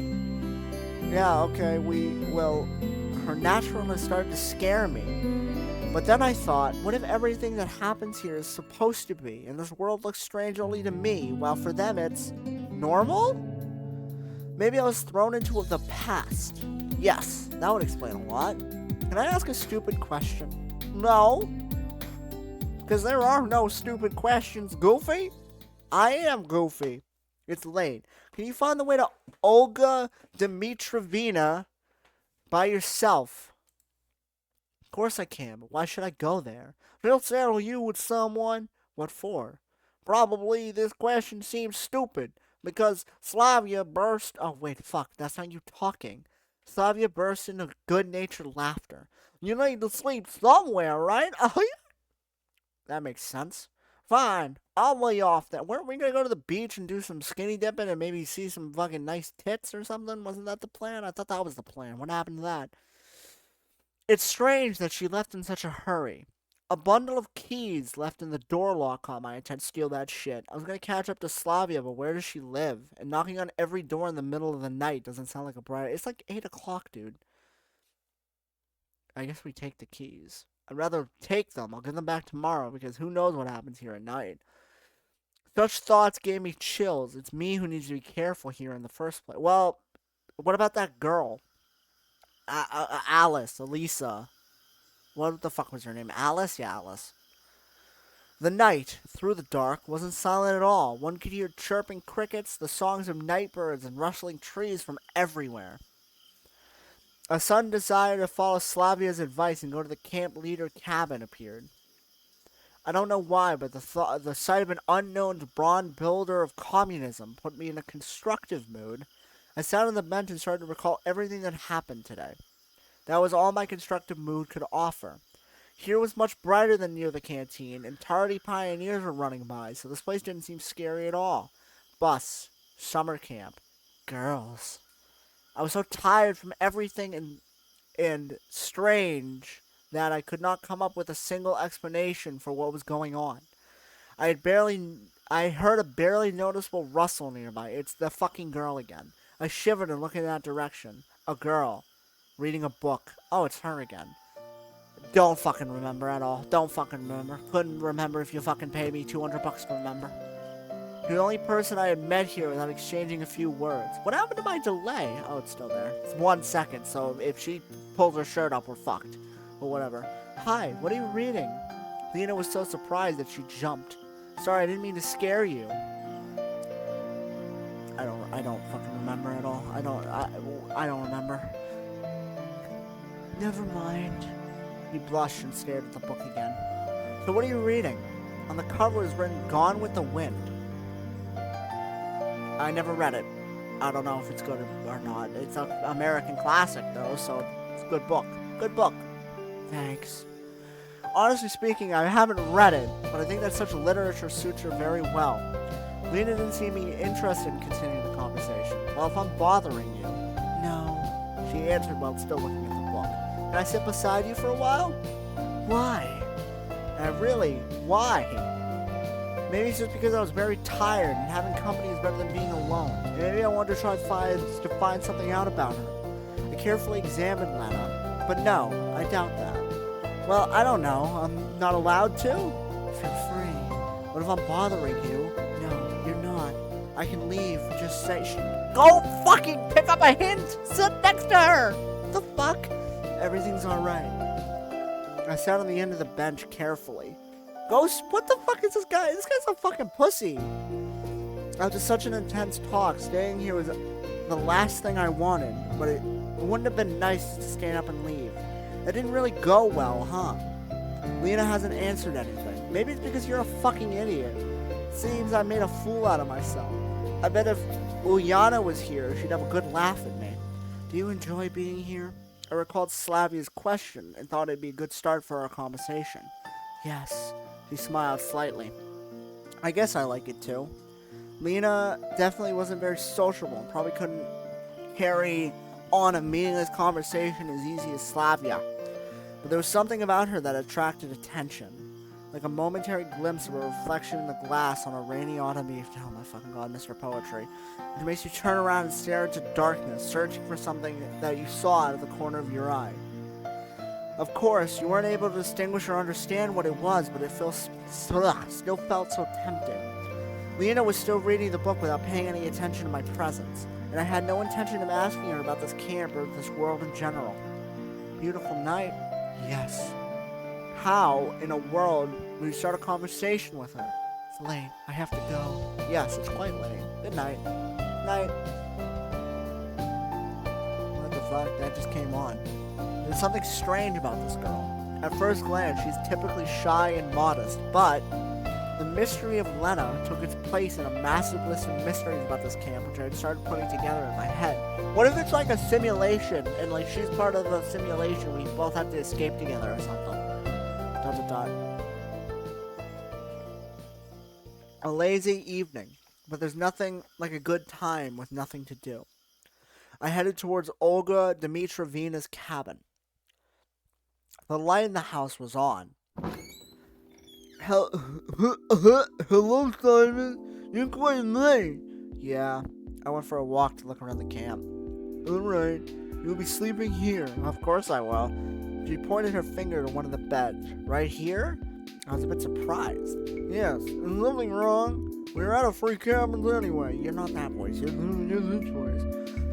The camp leader smiled, but I'd rather think it was just out of politeness. You want to be... You do want to be a decent pioneer, don't you?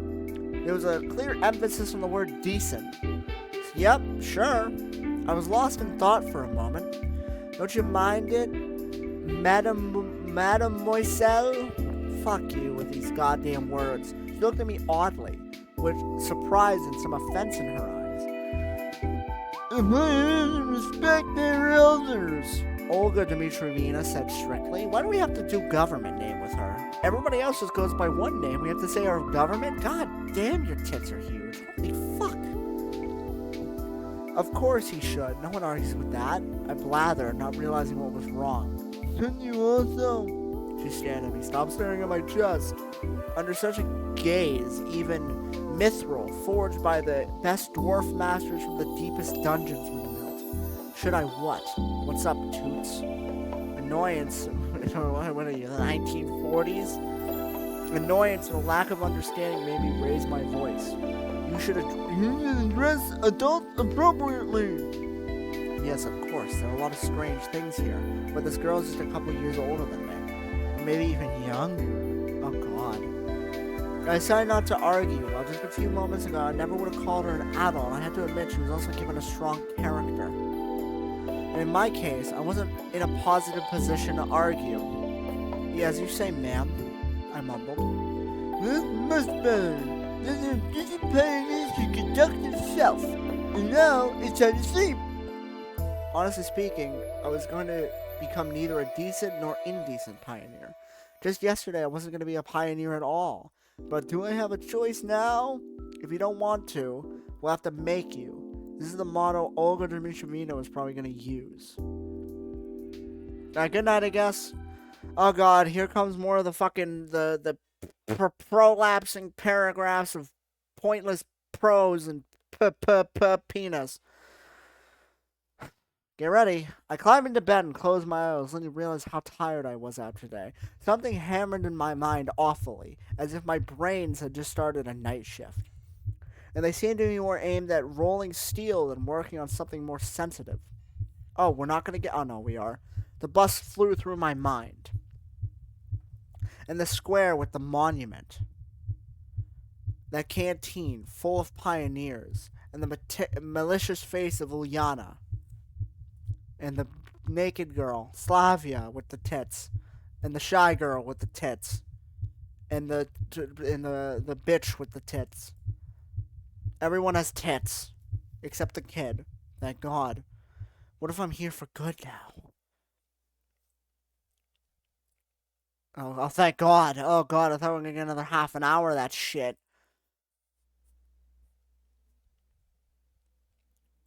I was having a dream. Oh, no, we are. Seemed like I was in some kind of vacuum with nothing but nothing around me. Not only around, I was the only creature in the universe. As if the universe had returned to a state of singularity right before the Big Bang. And something was about to happen. Suddenly I heard a voice. I could not make out the words, but it sounded familiar. The voice was whispering something gently, as if soothing me. Then I realized. It was the voice of that strange girl from the bus. The girl from the dream. What was she trying to tell me? Who is she? I'll tell you what she's trying to tell you. I'll tell you exactly what she's trying to tell you. It's gonna take... Hold on. Worst joke ever incoming.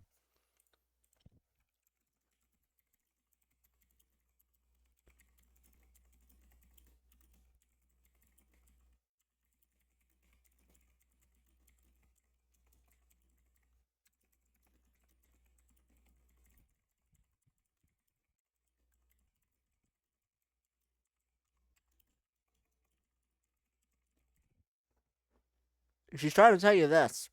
Ты ёбаный тупой коммунист. Ты на ебаном острове с горячими девчонками. Если тебя не трахнут, для тебя все безнадежно. Неудачник, рогоносец, тупая сука, пизда. Yeah, whatever. It wasn't funny at all. Least funny joke ever. I woke up. Bright sunlight struck my eyes. It was almost noon. How the what? After stretching lazily on the bed and yawning, I started to recall the previous day. In a few seconds, all its events passed before my eyes. The bus, the camp, the local inhabitants. People texting me about bullshit. No, that's just wrong. Not this whole situation, not me being here. It was wrong by default. My attitudes towards what was happening was wrong. Because yesterday I fell asleep here, just like that, and before I chatted nicely with the local pioneers, even managed to crack a few jokes. How could I act like that in such a situation? I should be frightened, startled by every rustling, should avoid all contact with the potentially hostile creatures. The last day's events were getting hazy, like I had a hangover. This really feels like the morning after a heavy drinking party. Yesterday's natural, flawless, absolutely normal conduct becomes a nightmare in the morning, a grotesque illustration from the Divine Comedy. Yes, it's just like that, and I can't change the past now. Then again, I probably assessed the situation, was acting accordingly. I glanced around, trying to figure out whether I had been thrown somewhere else, but Olga Dmitryevna's cabin looked the same as yesterday. Everything seemed in its place, except for a pioneer uniform, which was hanging from the bed head. I fumbled with it in distress and tried it on. At least this is better than walking around in winter clothes. I wish I could see it for myself. I bet I look like a clown. And for that, I need a mirror. There's a fucking mirror somewhere. Come on. At least a tiny one. I finally found one in the wardrobe door. Show me a picture. Wow, I look like a fucking bitch. Holy! I looked at the mirror with the newfound pioneer and jumped away in surprise. There was some teenager on the other side of the mirror. He resembled me, but he wasn't me. Where did this weak stubble go? Where were the bags under my eyes, the slouch, the deathly fatigue on my face? It seemed that I had not been thrown back in time or into a parallel reality, but instead had simply changed bodies with someone else. That's right. It's real simple. Such things happen every day. I looked closer at this stranger only to realize it was actually me. It wasn't just today's me, or maybe the one from between my school and university years, and I still need to brush my teeth. These guys' fucking pearly whites just reminded me. Well, at least that's something. There you go. The person in an extreme situation did fail to notice the elephant in the room after all, that my chest is fucking huge. But the camp leader noticed it, and last night she told me off for addressing me without proper respect. Screw that. Okay, whatever. Who the fuck is this guy? Guy looks like Moon Man in real life. And what is that? Oh my god, I could sit here forever. Random box waits. Whose shoes are these? I'm assuming she sleeps here. Who the fuck is this? Is these my shoes? Where did I get those? I doubt my appearance affects things at all. If the clock was not lying, breakfast was long over. Oh well, I'll try to find something in the canteen. It worked out well yesterday with Slavia, didn't it? Those memories made me smile involuntarily. The sun was shining brightly outside. A light breeze was blowing. A beautiful summer day. I had not felt so good in the morning for several years. All problems were gone, vanished into clouds that were white as snow. Olga Dmitryevna. That's gotta be right. I feel that's gotta be right. Came out of nowhere. Good morning, Seaman. Morning. I smiled, doing my best to show that no matter what, my morning was indeed good. You only arrived yesterday, so I decided not to wake you up. But breakfast. Never mind. Here, take this. She handed me something wrapped in paper. Judging by the oily stain, there had to be sandwiches. Oh, I hope it's an Italian. I hope it's a nice fucking Italian sandwich. Oh, baby, why do you have a hat on? Now go wash yourself. I was about to leave. Wait a second. Oh god, oh god, oh god. Dmitry Oglevina quickly ran into the house and came out to shove a small bag into my hands. Indeed, what? Inside it, I found a toothbrush, soap, a small towel, and something else. I didn't look too closely. A pioneer should always be clean and tidy. Let me do your neckerchief properly. Fuck. This first time, yours is askew. You should do it yourself once you learn how to. Do we have to? I'm gonna go wash myself. Yeah, right. It could get hooked on the tap and strangle me. Fine, later then. And don't forget about the lineup. Pencils, paper, drawing lines. You don't forget such things. What lineup? What do you mean, what lineup? She frowned. It's Monday today. Weird. By my approximation, it should have been Sunday. That's not right. Alright, can you type it in chat so I can put it in the fucking Google Translate and give it a try? I thought that was pretty good. That's gotta be at least a 6. That's gotta be a 6 out of 10. Then again, a shift in the day of the week is hardly the worst thing. Okay, we're typing it. Hold on. Fucking Google Translate again. That has to be pretty close. Dmitrevna. Why is it telling me about Hawaiian? Am I spelling it wrong? D-M... Itrievna. Why is it telling me about Hawaiian? I'm not fucking Hawaiian. I'm fucking Russian. Pizdiaksuka. Дмитриевна. Dmitrievna. Dmitrievna. Dmitrievna. Dmitrievna. Dmitrievna. Дмитриевна. You're so quiet, lady. Can you speak up? Дмитриевна. Dmitrievna. Дмитриевна. Dmitrievna. Dmitrievna. Dmitrievna. Dmitrievna. We're doing Dmitrievna. That's how we're sticking. We're sticking with Dmitrievna. Dmitrievna. Usually we have lineups early in the morning before breakfast. But it's Monday today, so we're having it at 12 o'clock. Wasn't it already noon? Don't be late. Alright, but where? At the square. Where else? There was no reason to argue. I headed to the bathing place. Oh, Jesus Christ.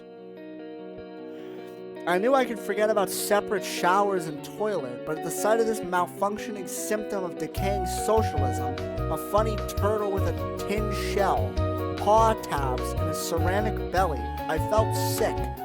I was not a squeamish person, but nevertheless, standing there, I realized that there was some minimal level of habitual comfort which I found it troublesome to do without.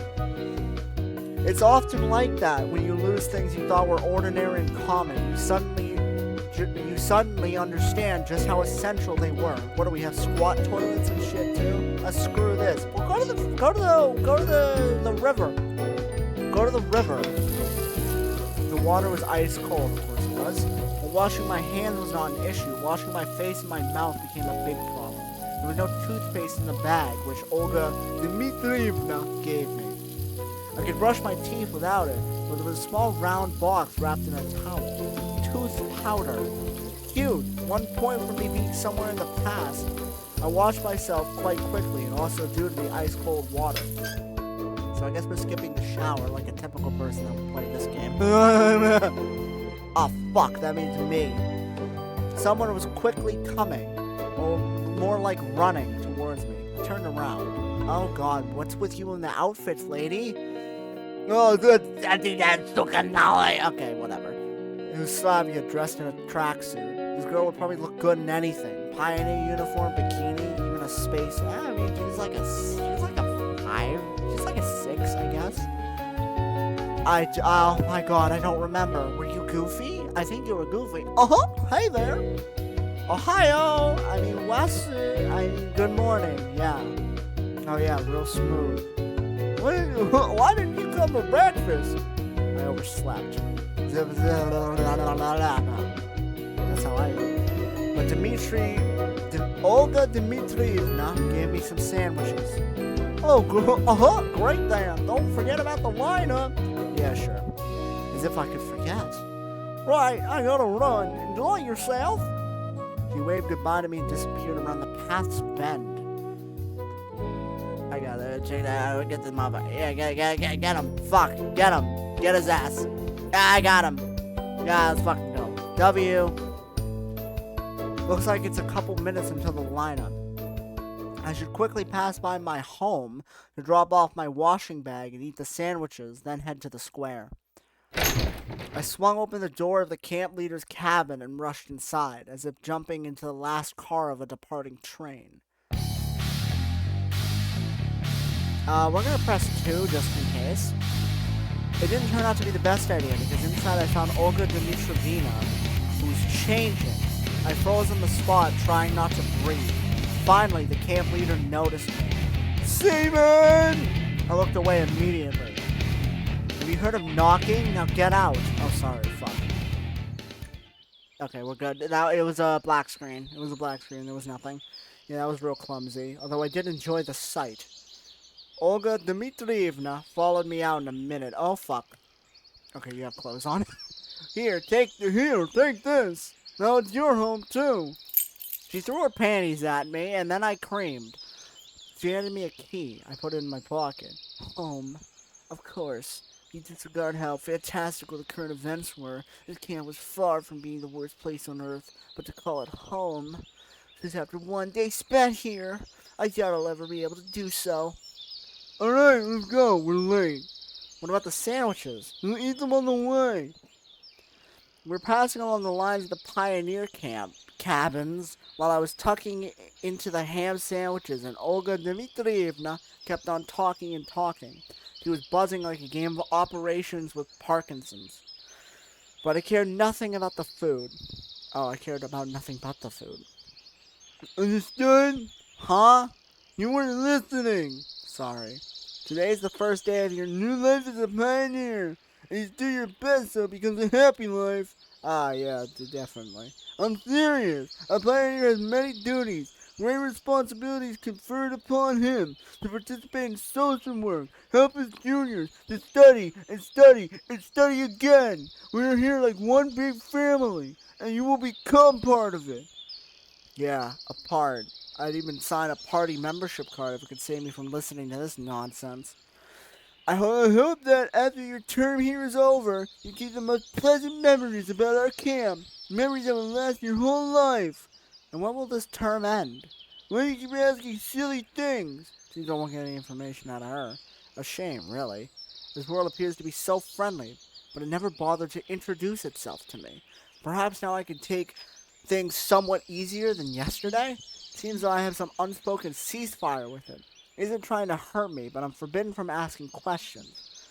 Of course, the situation isn't a pleasant one, but what can I do about it? A bad peace is better than a good dispute. The most important thing for you now is to make the best of the time you will spend here. Am I in prison? I'll do my best. Honestly, I was very tired of this conversation. It'd be good to know where that here is, but... We came to the square. The pioneers were already lined up. Why are we called pioneers? By the way, is that Kevin MacLeod? It might be. Are we like going to space or something? You think pioneers? That shit was over like fucking what? 50 years ago? 60 years ago? Like the 1914? That's when it started. I guess the Soviet Union really became a thing in like the 20s. I don't know about a union, but I know whatever the hell they had going on started in 1914, because Lenin and, you know, the fucking World War I and the White Russians and the Red Russians and the fucking World War III and whatever, who gives a fuck? Fucking, why are we going to space? Like, what's happening? Wait, is someone not here yet? No, I'm here. She looked around at a brave pioneer. Are we going to war? Alright, go stand somewhere. Weird. Why did she tell me there are no more sleeping places? Huh? Angry bitch. Lolly. Don't know you. Shy one with big tits. Slavia with Laura Croft tits. And that guy, Robotnik. While the chief was running her mouth about her plans for the week, I stared at the people. A few heads from me stood electronic. A few further, Lena and Slavia. At the end of the line, Ulyana and Alyssa. Everyone I had met was here. Olga Dmitrievna smoked. Yeah, she smoked some cigarettes and then she coughed into our faces. Genda. I cannot remember any revolutionary with a similar name. He had a weird posture, too, as he was looking around with distrust, maybe contempt or even disdain. Probably some local leader. Daydreaming? Oh, yeah. Oh, fuck, who were you? Oh, yeah, you were Goofy, weren't you? Daydreaming again? Slavia brought me back to reality. Olga Dmitrievna stood nearby. I literally was just talking as you? Oh, yeah. You don't remember the plan for the week? Plan? I will never forget the plan. Perfect. She looked at Slavia. Did you bring it? Yeah. Yes. She handed me a piece of paper. It's a checklist. Here are 4 tasks to check off. Do it all today. Before you start, sign up for a club. There's some clubs in the clubhouse. A musical club in a separate building. Then visit the infirmary. And finally, visit the library. Got it? Yes. The checklist seemed like a good chance to find out something, since I had to go places I haven't been before. Then come on, start right now. What about lunch? Don't worry, I'll bring you some sandwiches. The checklist is more important. comrade. Good luck. They departed too fast for me to ask anything else. Missed breakfast, now I'll miss lunch too. This ain't good. Maybe I'll manage it in time somehow. Lunch starts at 1 p.m. Then again, if I go there, I might miss a place from the checklist. It's okay. It's too early to get into the canteen anyway. Oh God, up in heaven. Okay. So, where do we want to go? Well, they told me go in order. So they wanted me to go to the clubhouse, then the infirmary, then the library. Right? I think that was the order. Oh, fuck. I didn't know it would do that. I was trying to zoom in. I don't know who these two fucks are. I think that's Lena and then Hatsune Miku. Who the fuck is that? Who are you? Big Tits, Slavia. Who are you? Bitch and Lolly. So we're gonna go to the clubhouse now. I went to the clubhouse. To tell the truth, I never liked extracurricular activities. At school, I used to find any excuse to skip extra classes. In university, I had no interest in participating in the student council. I wasn't interested in boxing, aero modeling, or sewing, so I came here just to check off the box. Let me guess, the anime club? Nobody was there. I found myself in something like a hut of a junior robot enthusiast, and there were wires and simple printed circuits scattered everywhere. Chips, and on the table stood proudly an oscillograph. I heard voices from another room, then two pioneers appeared. You kind of look like that guy from Attack on Titan. One was electronic, and the other one I did not know. Hey, Simon, Seaman, we've been expecting you. Seems he knows everything about everyone. Why are you expecting me? Well, of course, because you came to sign up for our cybernetics club, didn't you? He didn't let me answer. And this is Shurik. He's in charge here. I assume there's only two of you? Well, you can say that. It's three now. Shurik came up to me and assertively offered his hand. His face was somewhat familiar. Welcome to the club. Yep. Now, I'll show you around. Make yourself at home. Why are our belts so fucking big? And why is this guy wearing a watch that is also a bracelet? Guys, I just wanted to... We're always welcoming new members. He said it in such a way that the anthem of the Soviet Union... Ah ha ha ha! Reddit! It's amazing that I even remembered the words. In the first grade, I had a textbook with the lyrics. Oh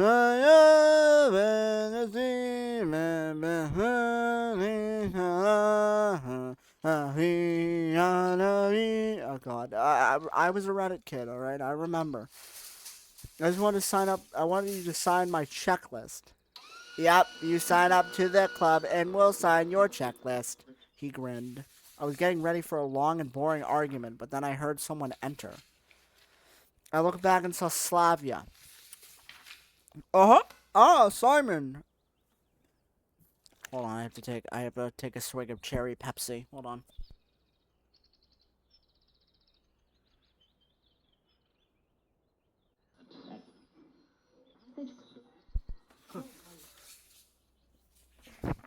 Simon. Hey. It's gone. It's actually gone. The voice is gone. I lost it.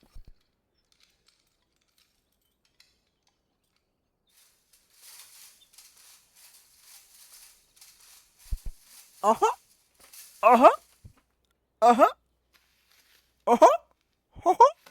Mickey. It's gone. It's actually gone. Holy shit, I can't fucking do it. Are you kidding me? Come on. Come on, I still got it. Hey, Mickey. It's kind of different, but it's actually kind of better. Hey, Mickey. Simon. Nope, it's gone. It's actually gone. I can't do it. I can't fucking do it anymore. Oh my God, hold on. No. We're stopping everything. We're stopping everything right now. I'm getting the fucking voice back. Right now. I'm getting it back right now. We're on YouTube. We're looking at Goofy voice, and we're gonna fucking do it. Gorsh! Gorsh! Got it! Yay! Oh, I don't feel so good about this one, Mickey. Gorsh! Hey, Mickey. Oh, whoops! Whoops. That's nice. Oh, Yeah. yuck. Gosh. Oh, Oh, gee. yuck. Hey, Goofy. Hey, Mickey. Fuck, I give up. Hey, Simon. No, not giving you any trouble. That's kind of better. That it evolved. She narrowed her eyes, looking at the future of the motherland's robotics industry. I know these two. They can. Well, you know, I actually just need to get my checklist signed. I decided to take advantage of the situation. Why is yours gold-plated and the other ones aren't? No problem. Give it to me, Mickey. Slavia took the paper and marched up to Shurik. Sign it. Hold on, we're not even done yet. You're done. Sign it now. She gave Shurik such a threatening look that it made him lose every possible objection. He wrote some squiggles on the checklist. I thanked Slavia and moved on in a mellow mood. I don't want to go to the music club, but I have to. They told me I had to, I think. The music club, a small one-level building, was located some distance from the other camp buildings. I opened the door and entered without hesitation. There were enough instruments for a whole orchestra here. Drums, guitars, even a piano. I spent some time looking closely at every instrument, wanting to guess... Oh, wait, Hatsune Miku's going to be in here. I just figured that out. Waiting to guess what time period they were from, but suddenly I heard a crawling sound coming from underneath the piano. Yeah, really? Oh, God. Okay, we can show that, probably. That's probably fine. A girl. Seemed like she was looking for something. She was standing on all... Well, you don't stand. But she was crawling on all fours in such a suggestive pose that I hesitated to speak first. Excuse me. No clue what voice you could possibly get.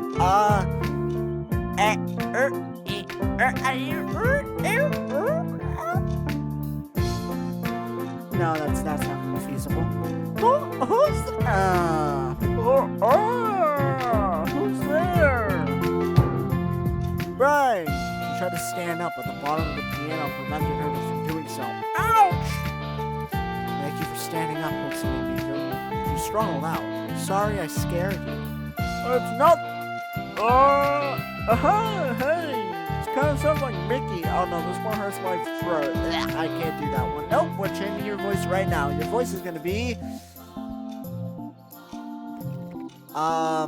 Gay voice.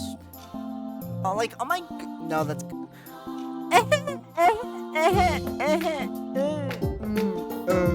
There's nothing. You got a checklist? Fuck. Oh my god, this gets... Oh my god, I can't fucking give you a voice. I can't do Google Translate. That'll take way too long. We're gonna pee. My voice is gonna fucking crack. So we're gonna take it down here. We're gonna try talking like this. Then we're gonna go up a little bit. We're gonna talk like this. Oh, nothing. You got a checklist. Nothing new here. Yes. My name is... Of course it's fucking Miko. No, really, I'm serious. Nobody believes me, but that's my real name. My mother's Japanese. One time I met her when he was building. Well, it wasn't his own building. He was an engineer. He was working on a nuclear power plant there, or a dam, or a bridge, whatever. He was talking so fast, she swallowed half the words she tried to pronounce. I'm Seaman. Great, wanna meet in our club? It's just me here now, and only the two of us. I don't think that voice is gonna work. You didn't play anything? When I became antisocial, I bought a guitar and learned a few chords, but I forgot about it. Since I quit everything that required more than a couple hours to learn.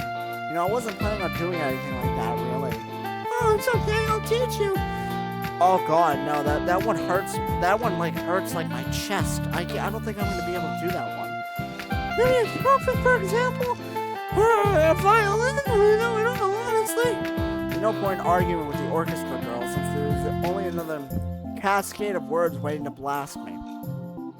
I'll think about it. Can you just sign it for now? Yeah, give it to me. I'll sort of come around. I sing too. I'll sing some Japanese folk songs. I'm really not into that. Something more contemporary. How annoying is that voice? Oh my god. Sure, thanks. Gotta go now. Sure, come anytime. She has a crush on me. Well, it's either Miku or Dimitrina. probably Dimitrina. Might be nice to hang around with a guitar in the evening, but in such company? He turned to leave and came face first with Alyssa. He eyed me suspiciously. Hold on. Oh, that one hurt. Oh my gosh, like, why did you come here? The checklist. Got it signed? Yes. Then move it. Alyssa went inside and I hurried to leave the place. Oh, they want me to go to the infirmary, right? What's the point of visiting the infirmary? My health was fine, and the fresh local air clearly did some good. I felt fresher than usual. But I have to visit it. I entered. There's going to be a hot nurse with big tits. A common infirmary, just like my school's doctor's room. Oh my god, I'm fucking you so hard. Look at you, holy shit. KR, 3-toe, NRTB, AOTAP, XXEWB, CUYKKO, exclamation point. XYRCCE,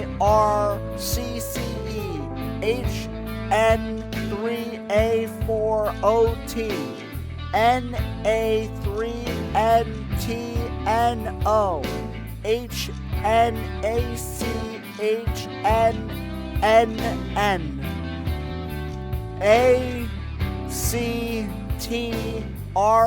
exclamation point. Good enough. You're not getting a voice, by the way. I'm just gonna warn you now. I hope you're not important. He gazed intently at me, assessing me while continuing to write something. Well, hello, Pioneer. She said the nurse while being distracted from her work. Good evening, ma'am. I have something. Sit down, please. I looked around the room. On the couch. I sat down. Strip. She said all of that with an even tone. What for? To expect. To auscultate. Check on your health, you know. What the fuck is auscultate? By the way, my name is Violetta, but you can call me Viola. She turned to me. What are you waiting for? Strip. Why do I have like a fucking pooper scooper for a kitty litter thing? I have no issues. I've got this. I need to give her the paper later. Oh my, I like this one. She took off the stethoscope, seeming like she intended to probe me with it. Oh god, oh god! Okay, thank god, I thought something was gonna happen. But someone knocked on the door. The nurse answered unwillingly. Come in! For a moment, the door opened widely and electronic rushed inside. Hello, I fell during the football game. Nonsense, of course. I'm okay. But Olga Dmitrievna. There was a massive bruise under Electronic's eye. I doubt that this could be a football injury. Sit down, I'll have a look, she said to him. And you, pass me your checklist. The nurse quickly signed it and continued.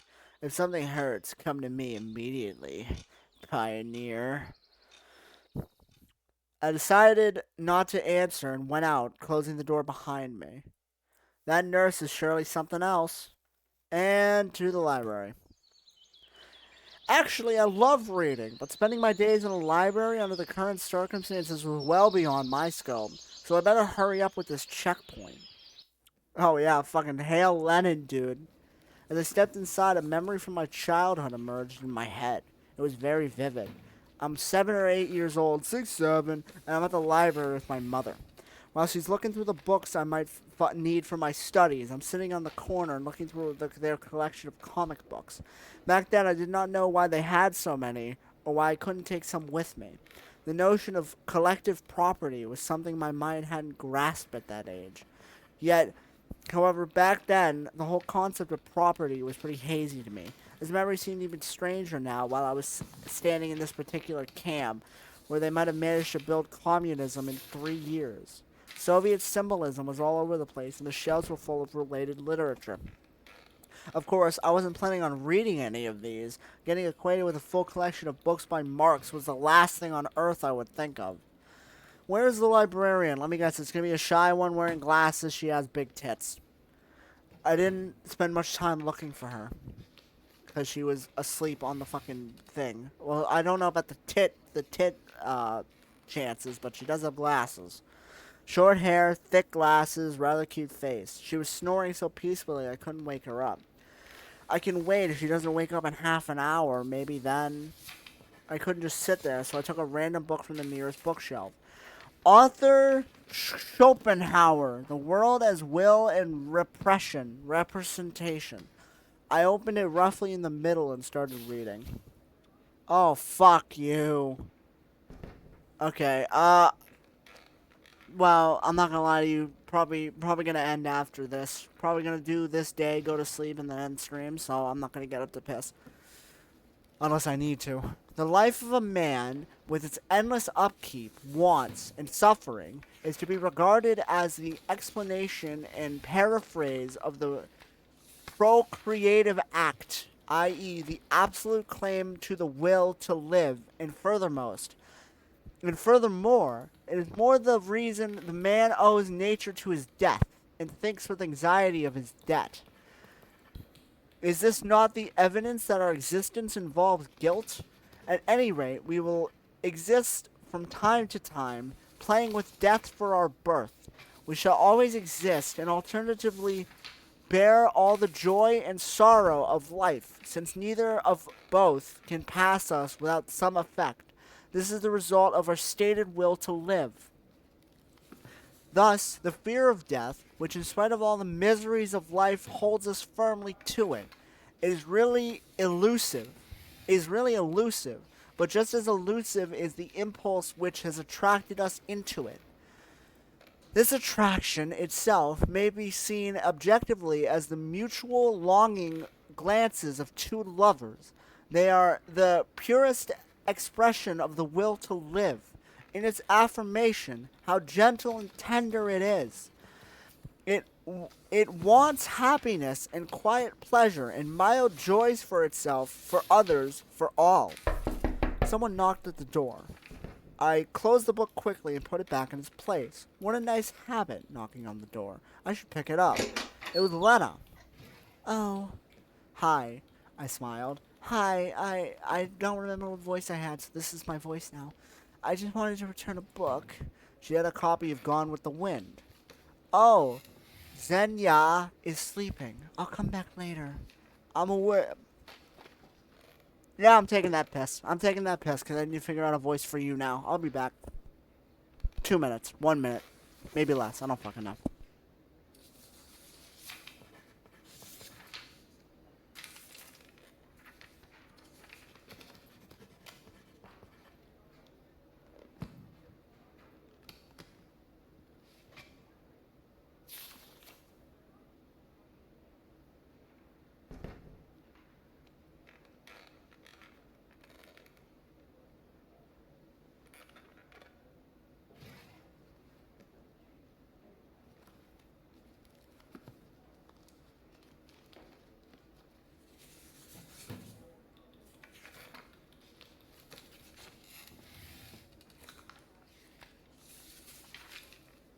Who's ready for the shittiest southern accent imaginable? I'm awake! I turned around in surprise to look at her. She eyed me closely from behind the table. Big tits. I was right. Not very big, but... Is this what you wanted? I need you to check here. Give it here. She quickly signed the paper and gave it back to me.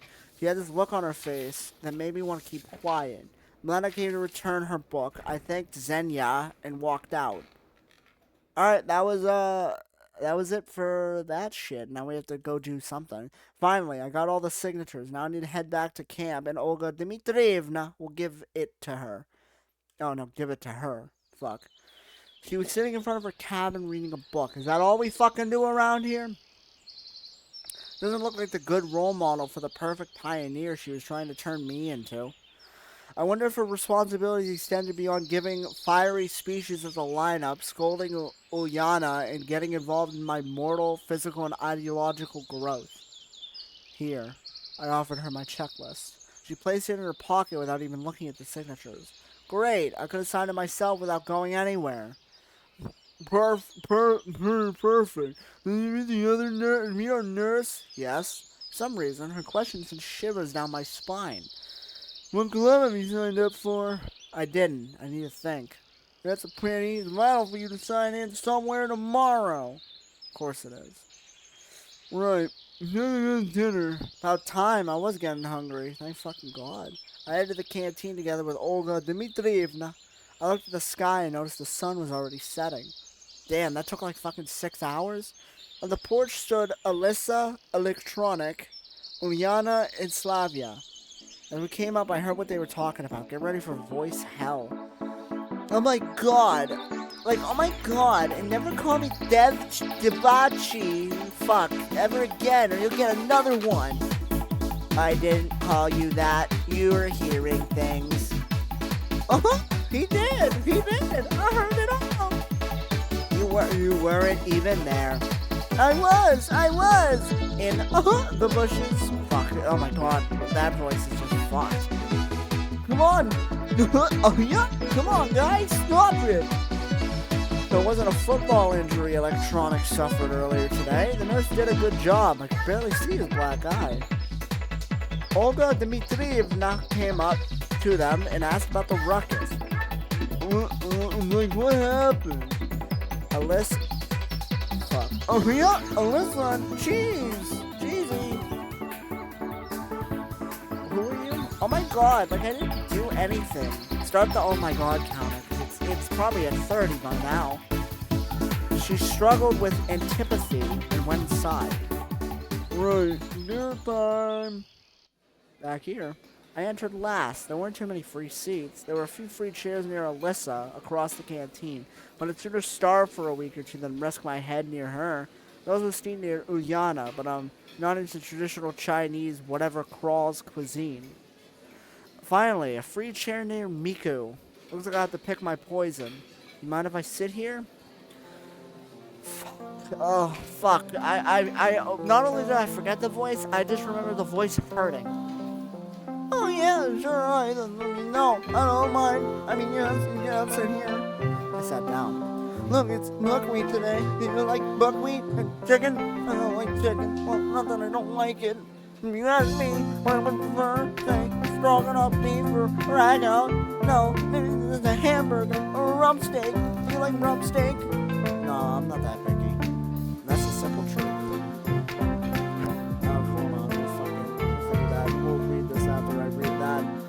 Oh, is that so? The desserts, they are really good here. I like ice cream. Do you like ice cream? I like 48 Kopecks and Leningrad Sko.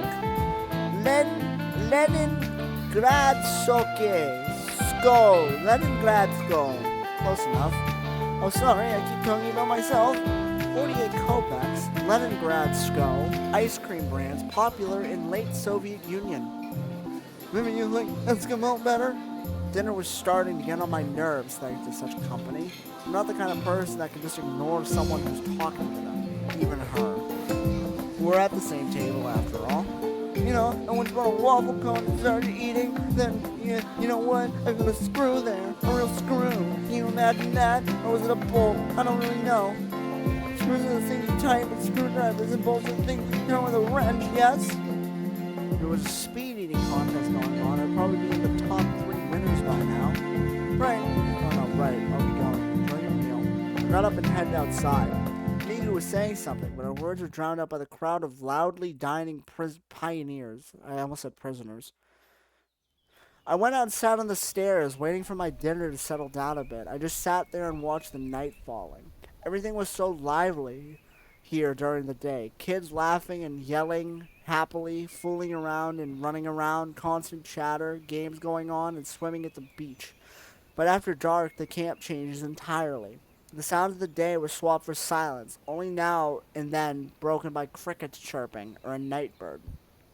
The camp was going to sleep. In every shadow you could see things, maybe a ghost or a spirit of the forest or a wild animal. A human being would be the last thing to expect. That's how I looked at it last night. That's how it looked last night. And now, the locals follow their routines very strictly. In the day, the camp was theirs. In the night, it belonged more to the focus of nature than to the humans. Someone touched my shoulder. I looked back. It was electronic. Let's go play cards. Cards? Yep, I invented a new game. A good one. Good. Like how? Well, first, we've got to find the cards. Then I'll tell you. Then go find them. What's the problem?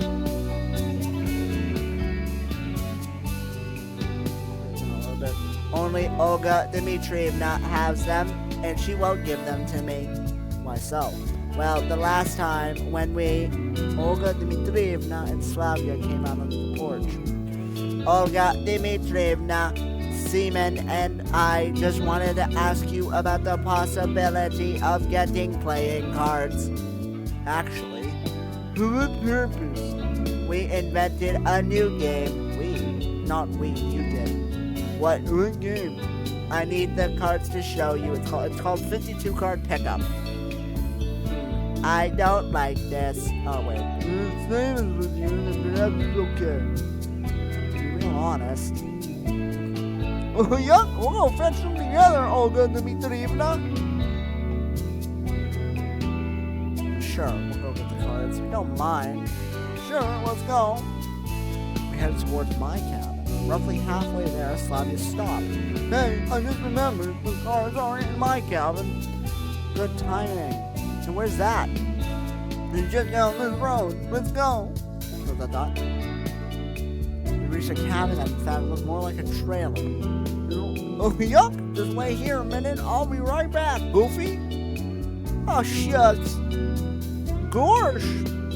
Took her just a few seconds to come back. There. She showed me a deck of pretty worn out playing cards. Looking marked in and out. And on sportsmen like, what happened to fair play, Mickey? Tell me about it. It's hard to chew when you don't know the rules. Shall we go? Let's go. Dot. On our way back, I decided to try and find out about something. How long have you been here? In this camp? About a week. Oh, fuck. I see. Where'd you come from? I'm from the north, Mickey. That is the cold north, Mickey. She looked at me and smiled. Looks like nobody in this camp is inclined to answer even the most innocent of questions. I tried to approach from another angle. And what do you like? What do you mean, Mickey? Well, your hobbies. Oh, I like nature, Goofy. Strange, she's not very talkative today. Nature, I see. Want to become a natural historian? More like a normal historian. Yep, I've always been interested on our nation's history. That would suit her well. It appeared that among all the locals, she was the only one who had nothing to hide. What if she came here just like me and simply could not trust anyone enough to tell? I tried testing the waters. Why did you choose this camp? I didn't. My parents got a voucher, Mickey. Gorsh from their work, Mickey. Another failure. Well, if you could choose, it's nice here, Mickey. I don't think I'd choose any other place if I could, Mickey. Here, it's just like you're becoming another person. That's not how I saw it. What do you mean another person? It's like there's so many possibilities. You can learn so much. Meet so many new people here, Mickey. Now she started to sound like our chief, which raised a red flag for me. I decided to stop with the questions for now. When we came back, Olga Dmitrievna told Slavia, I didn't remember the cards were in your place. It's okay, Mickey, we got it. Good. Slavia and Olga Dmitrievna went inside. I was going to follow, but someone grabbed my hand. Alyssa. Her gaze sent shivers down my spine. Not a nice one. Not a nice one. You want something? I asked carefully. Who the fuck? Oh my god! Are you gonna, play this stupid game? Yes? Is something wrong with that? Nope, nothing. He was turning to leave, but slowly looked back and smiled.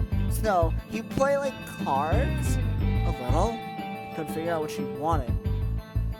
So only Durak, and that's it. Durak, card game popular in USSR, similar to President. Don't know either of those. As if you're a poker star. Well, yes, technically.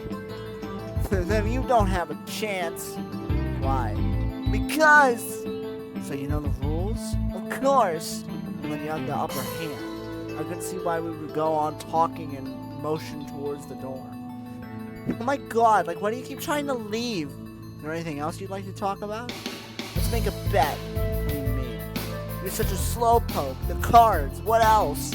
What do you want to bet on? Loser strips. That I'll, like, win. Oh my gosh. That's a quite possible outcome. I agreed. So, like, are you, like, afraid or something? No, I'm not. I'm not big on bets when I don't like my chances. You're not big on taking risks, too. Such an astute observation. I'm impressed. Right then, No, you're not. Now what? I sighed. You're starting to annoy me with her rubbish talk about pointless bets. Oh my god, if you won't beat me, I'll try to tell everyone that you seduced me. What the fuck? You heard me. I can imagine her doing that. Don't be stupid. Who's gonna believe you? I've been here less than 2 days. Besides, wanna try your luck? Right. And what will happen if I win? I won't tell anyone anything. If I lose, slowpoke, I'll tell everyone you tried to seduce me. Well, how do I fucking win then? There's no winning. If I win, I get nothing. If I lose, I get fucking thrown out of the goddamn camp. You're telling me I have to work to prove I didn't do something when I didn't do it? Oh my gosh, like, if that's how you want to look at it. Not a simple decision. On the other hand, it was stupid to agree. I didn't know the rules and gambling wasn't my thing. On the other hand, she could really make my life hell. Then again, could I even trust her? She could do that even if I win. So have you, like, made a decision? I was gonna answer, but suddenly Lena came out from behind. Like, what? Nothing. Then I hurried inside. Like, so? Well, I have nothing. Either way, I'm fucked, so whatever. I may regret it 100 times. Fine. She smiled, but if I win, Alyssa turned. Yeah, loser strips. She would set me up regardless. I let a heavy sigh follow her. Inside, everything was ready. A few pioneers stood here and there, chatting. The tables were moved out of the way to make room for players and spectators. I looked around. Something was going on in the far corner. When I came closer, a large piece of paper with a diagram was written on it. Okay, well, we know all these people except Redhead. Who's Redhead? My name was among the players. And who came up with this? I patted Electronic, who was standing nearby. Well, of course, it was your most humble servant. He bowed to me jokingly. This only made me more uncomfortable. And why in the world am I among the players then? I was disappointed. Well, a few seconds ago, I thought I had a slim chance to evade this tournament. Then I wouldn't have to fear Alyssa's revenge for losing the bet with her. But now that hope was gone. It was pure coincidence. Yeah, right, coincidence, except I was already acquainted with every one of these contestants. Oh, is that, Soviet Union? Well, there were a few dozen other pioneers standing in the room. I was seized by anxiety. The feeling of being watched while standing in an empty room with no windows and doors. Will there be a prize? I asked him. I wanted to distract myself with a pointless conversation. Electronic was just about to answer when Uliana came out of nowhere and started jumping around him. Prizes! Prizes! That's the worst voice. I heard something about prizes, Mickey! Do you know what the main ethos of the Olympic Games? It's not the winning, but the taking part that counts. A what? No! You'll understand when you grow up. She made a weary face and jabbed Electronic in the ribs. So what about the prize, Mickey? Well, I don't know. It's not up to me. He made a helpless gesture. Really, if they came with this stupid game, they could at least give the winner a chocolate medal or something. Uliana suddenly jumped and raced off to somewhere. I wish I was that optimistic. So what about the rules? Wait a bit. Not everyone is here yet. Oh, it's around the canteen. Alyssa, Slavia, Lena, Miku, and Shirik were here too. Seems like everyone is here. Not everyone. Not everyone. Xenia isn't here. Does he feel uneasy, or is that just me? He's not here, so what? Pick someone else. No, I can't do that, he answered slowly. I decided to not ask exactly why he couldn't do this. Well, go fetch her or something, I don't know.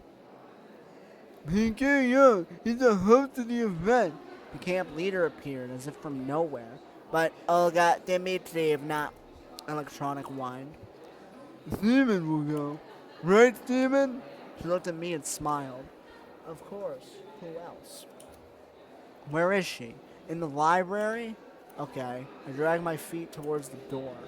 Please, hurry. What's electronics' problem anyway? Night is coming soon. I was going to take my time, so I slowly paced towards the library. But I found Xenia before I even expected. She was sitting on a bench at the square, staring at Genda, who was silent as always. What are you doing here? Everyone's looking for you. Then here, you can fly. She frowned. Well, let's go. I don't wanna. She looked away. Why not? I don't wanna. I sat beside her. Listen, I don't like the idea of this contest myself, but we can't let everyone down. I surely didn't sound like myself there. A couple of days ago, I wouldn't even think of saying something like that. Xenia looked down at me with surprise on her face. So everyone's like waiting for me? Isn't that exactly what I said? Yes. I won't go anyway. She frowned and hid her face. But why? I gestured with my arms, wondering. I don't know how to play cards. Me neither. So what? Same problem. And how can you play? What? You can only do things you read about in books or something? Of course. She was surprised. Was there a fucking plane crashing into my house? Who's driving a car in my house? What the fuck is that shit? You know, when is the PlayStation State of Play thing starting? Because that's today, right? What time is that? What time is that? Because shit, if it's at like 2, we'll just go. 2 Pacific, 5 Eastern. They're probably gonna announce a bunch of bullshit nobody really cares about anyway. Well, they're just spoiling it. That game's already out. Hold on, they're spoiling all the games that are getting announced, dude. Nah, I'm definitely gonna stream, what's it called? I'm definitely gonna stream the Summer Games Fest and maybe the Xbox Showcase, but probably not, maybe. And that's probably it. I think we'll just skip State of Play, because State of Play is happening in 4 hours. I'm not playing this shit for 4 hours. I mean, maybe, shit. I was planning on getting off after this day ended, though. And then I should play, I should hop on Persona. I'm not going to, because, I don't wanna. I was really planning on trying to maybe edit this, put it on YouTube, which is something I'm terrible, absolutely horrific about doing. So I'll probably try to do that. And that'll take up my time until Summer Games Fest, because I'm dog shit at editing. Well, I'm not dog shit at editing, I just don't know how to edit, so I have to learn. So, yes. What if you ended up in Antarctica and had to rely on hunting polar? Hold on.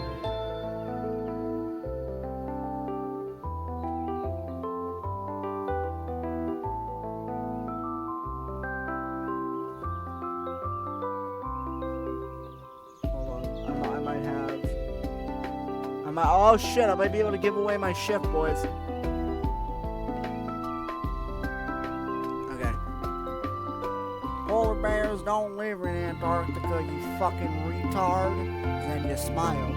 Doesn't matter, it's just an example. Come on, it's not like someone's life depends on the result. She took her time to think. I just don't want to let anyone down. Well, you're letting people down by sitting here, dumbass. I agreed sarcastically.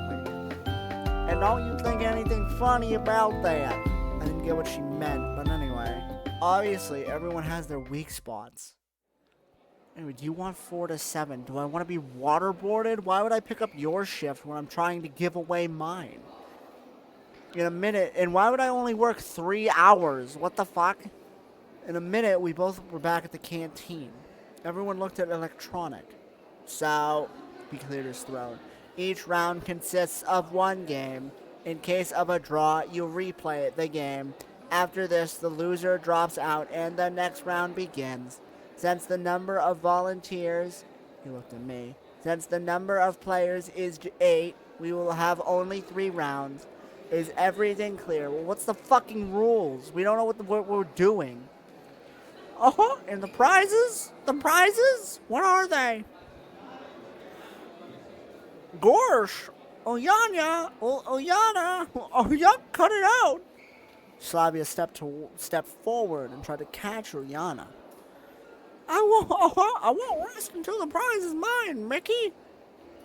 Seemed like this girl had enough energy for a warp jump to Alpha Centauri. Prizes, prizes, she repeated over and over. Stop it. Slavia tried to reason with her. Electronics seemed to be getting dizzy from all this running around.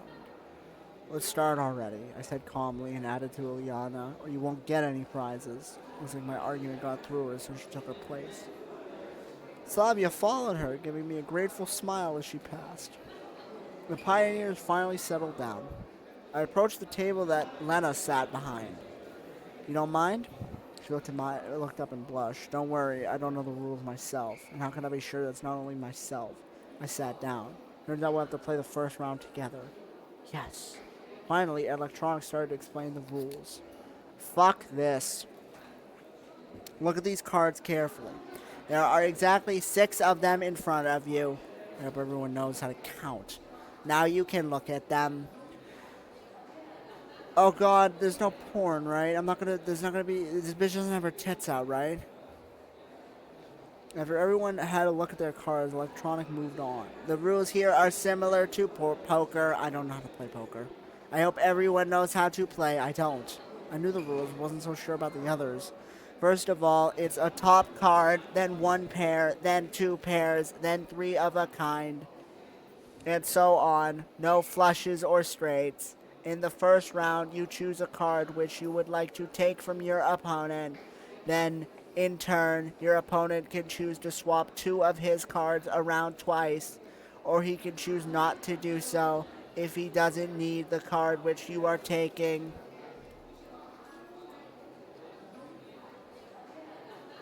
How long have I been playing that? Well, 2 hours. I've been playing for 2 hours and 31 minutes. Take a note here that your opponent can see which cards are trading places. In the next step, your opponent takes a card he chooses, and so on. I think that's pretty clear. It's not. I have no fucking idea what you're talking about. It wasn't too clear to me. Oh, hey you, Einstein! Uliana yelled from her table. I don't get a thing! You'll figure it out as we go. Oh, thank God. I thought she was naked. Electronic went to the table with the diagram, leaving Uliana to smolder in solitude. You go first. I hope I can get my mind. Lena, more perplexed than usual, reached out for my cards. In the middle of the table, her hand stopped. Will you? Oh yeah, I should be protecting my cards. What was that Electronic said? Try and confuse my opponent. I can swap 2 of my cards. Twice. Or I can choose not to. Should I protect it or not? By the way, I can also agree and give her the card she chose. Otherwise, Lena can change her mind and change another card, or she might not. Fuck. Oh my god. Take this 3?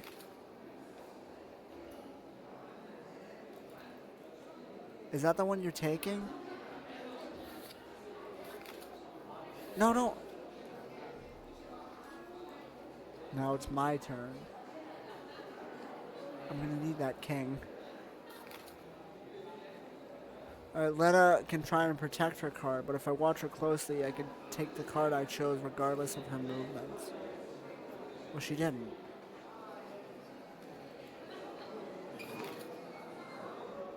I still want that fucking card. Electronic, who was silently watching our game, nodded in approval. Now it looks like we're getting somewhere. Now, during the round, opponents can trade cards 3 times. Keep an eye on each other. Penetrate your opponent with your eyes. I chuckled. Penetrate. What's so funny? Oh, never mind. I tried to keep a straight face. He stared at me for a moment, then moved on. And then we turn the cards up to see whose hand is better. Electronic went back to his diagram. Okay, why the fuck did my cards just change art? I swear to God, one of these is gonna be naked. So what if I don't want to do anything? Oh no, that's the one she's taking? I mean, I have a pair of 4s. I have a pair of 4s and an ace. Just go ahead.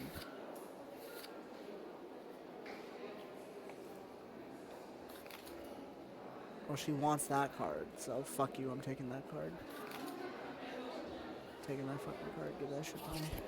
Jack? She's taking my 5? That's, you can have the 5, I don't care.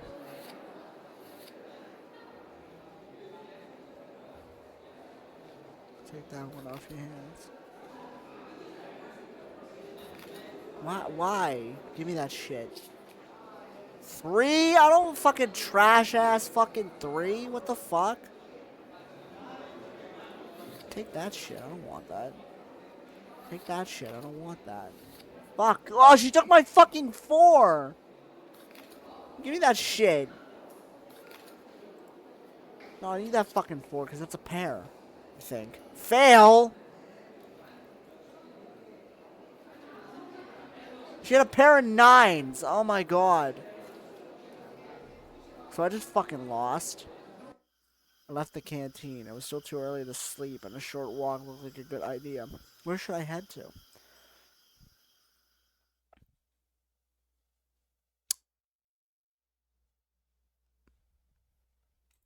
Go to the beach.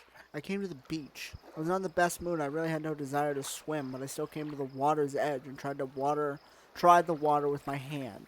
The water was warm. It seemed that it was still cooling down after such a hot day. Well, perhaps some other time I'll come back and swim. ... 2 button at the ready. For the first time today, I finally felt how tired I was. There was no light in the window, so Olga Dmitrievna must have been sleeping already. Strangely enough, she waited for me yesterday. I entered the cabin, quickly stripped, and laid on the bed. When you think about it, my situation hasn't gotten any clearer today. In fact, I spent my whole day doing useless stuff. I never would have thought about doing something like this in the real world. Although I had plenty of time, how much time would I have here in total is still a mystery. Maybe an eternity, or maybe only a few minutes. I didn't want to think about the past, or about how I got to this camp. For the first time in a long while, I felt really tired. Not only emotionally tired, but also physically tired. Psychologically tired, and God knows how else tired. I just want everything to shove off, starting with my own thoughts. I wanted this mess to somehow resolve itself, or at least without my active participation. And what if I'm stuck here forever? Then I'll have to get used to it. So just like that, I'm not ready. Ahem. My consciousness slowly drifted away from me, and it became progressively harder to concentrate on something distinct. Perhaps it's better to wait until tomorrow. I rolled over and fell asleep.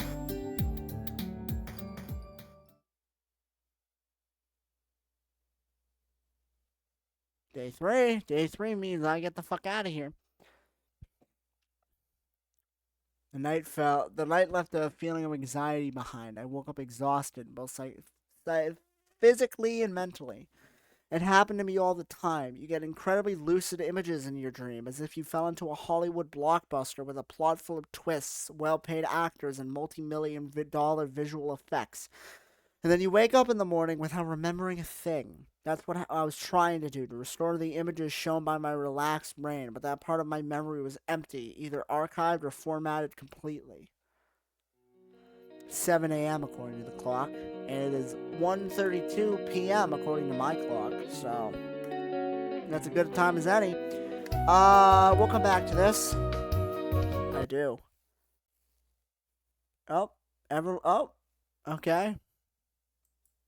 Okay, well that's a way to close your game. Crash. Can't fucking believe that's on my Steam playlist now, but I guess that's the way life goes sometimes. So I will see you all at some point. Maybe tomorrow, probably not. You'll almost definitely see me for the Summer Game Showcase on the 5th. And then maybe playing the Sona. I don't fucking know. Maybe playing the Sona, maybe not playing the Sona. Fucking figure it out, man. Alright, cool. Hopefully I don't get banned. I don't think I showed anything bad, but who the fuck knows. See ya.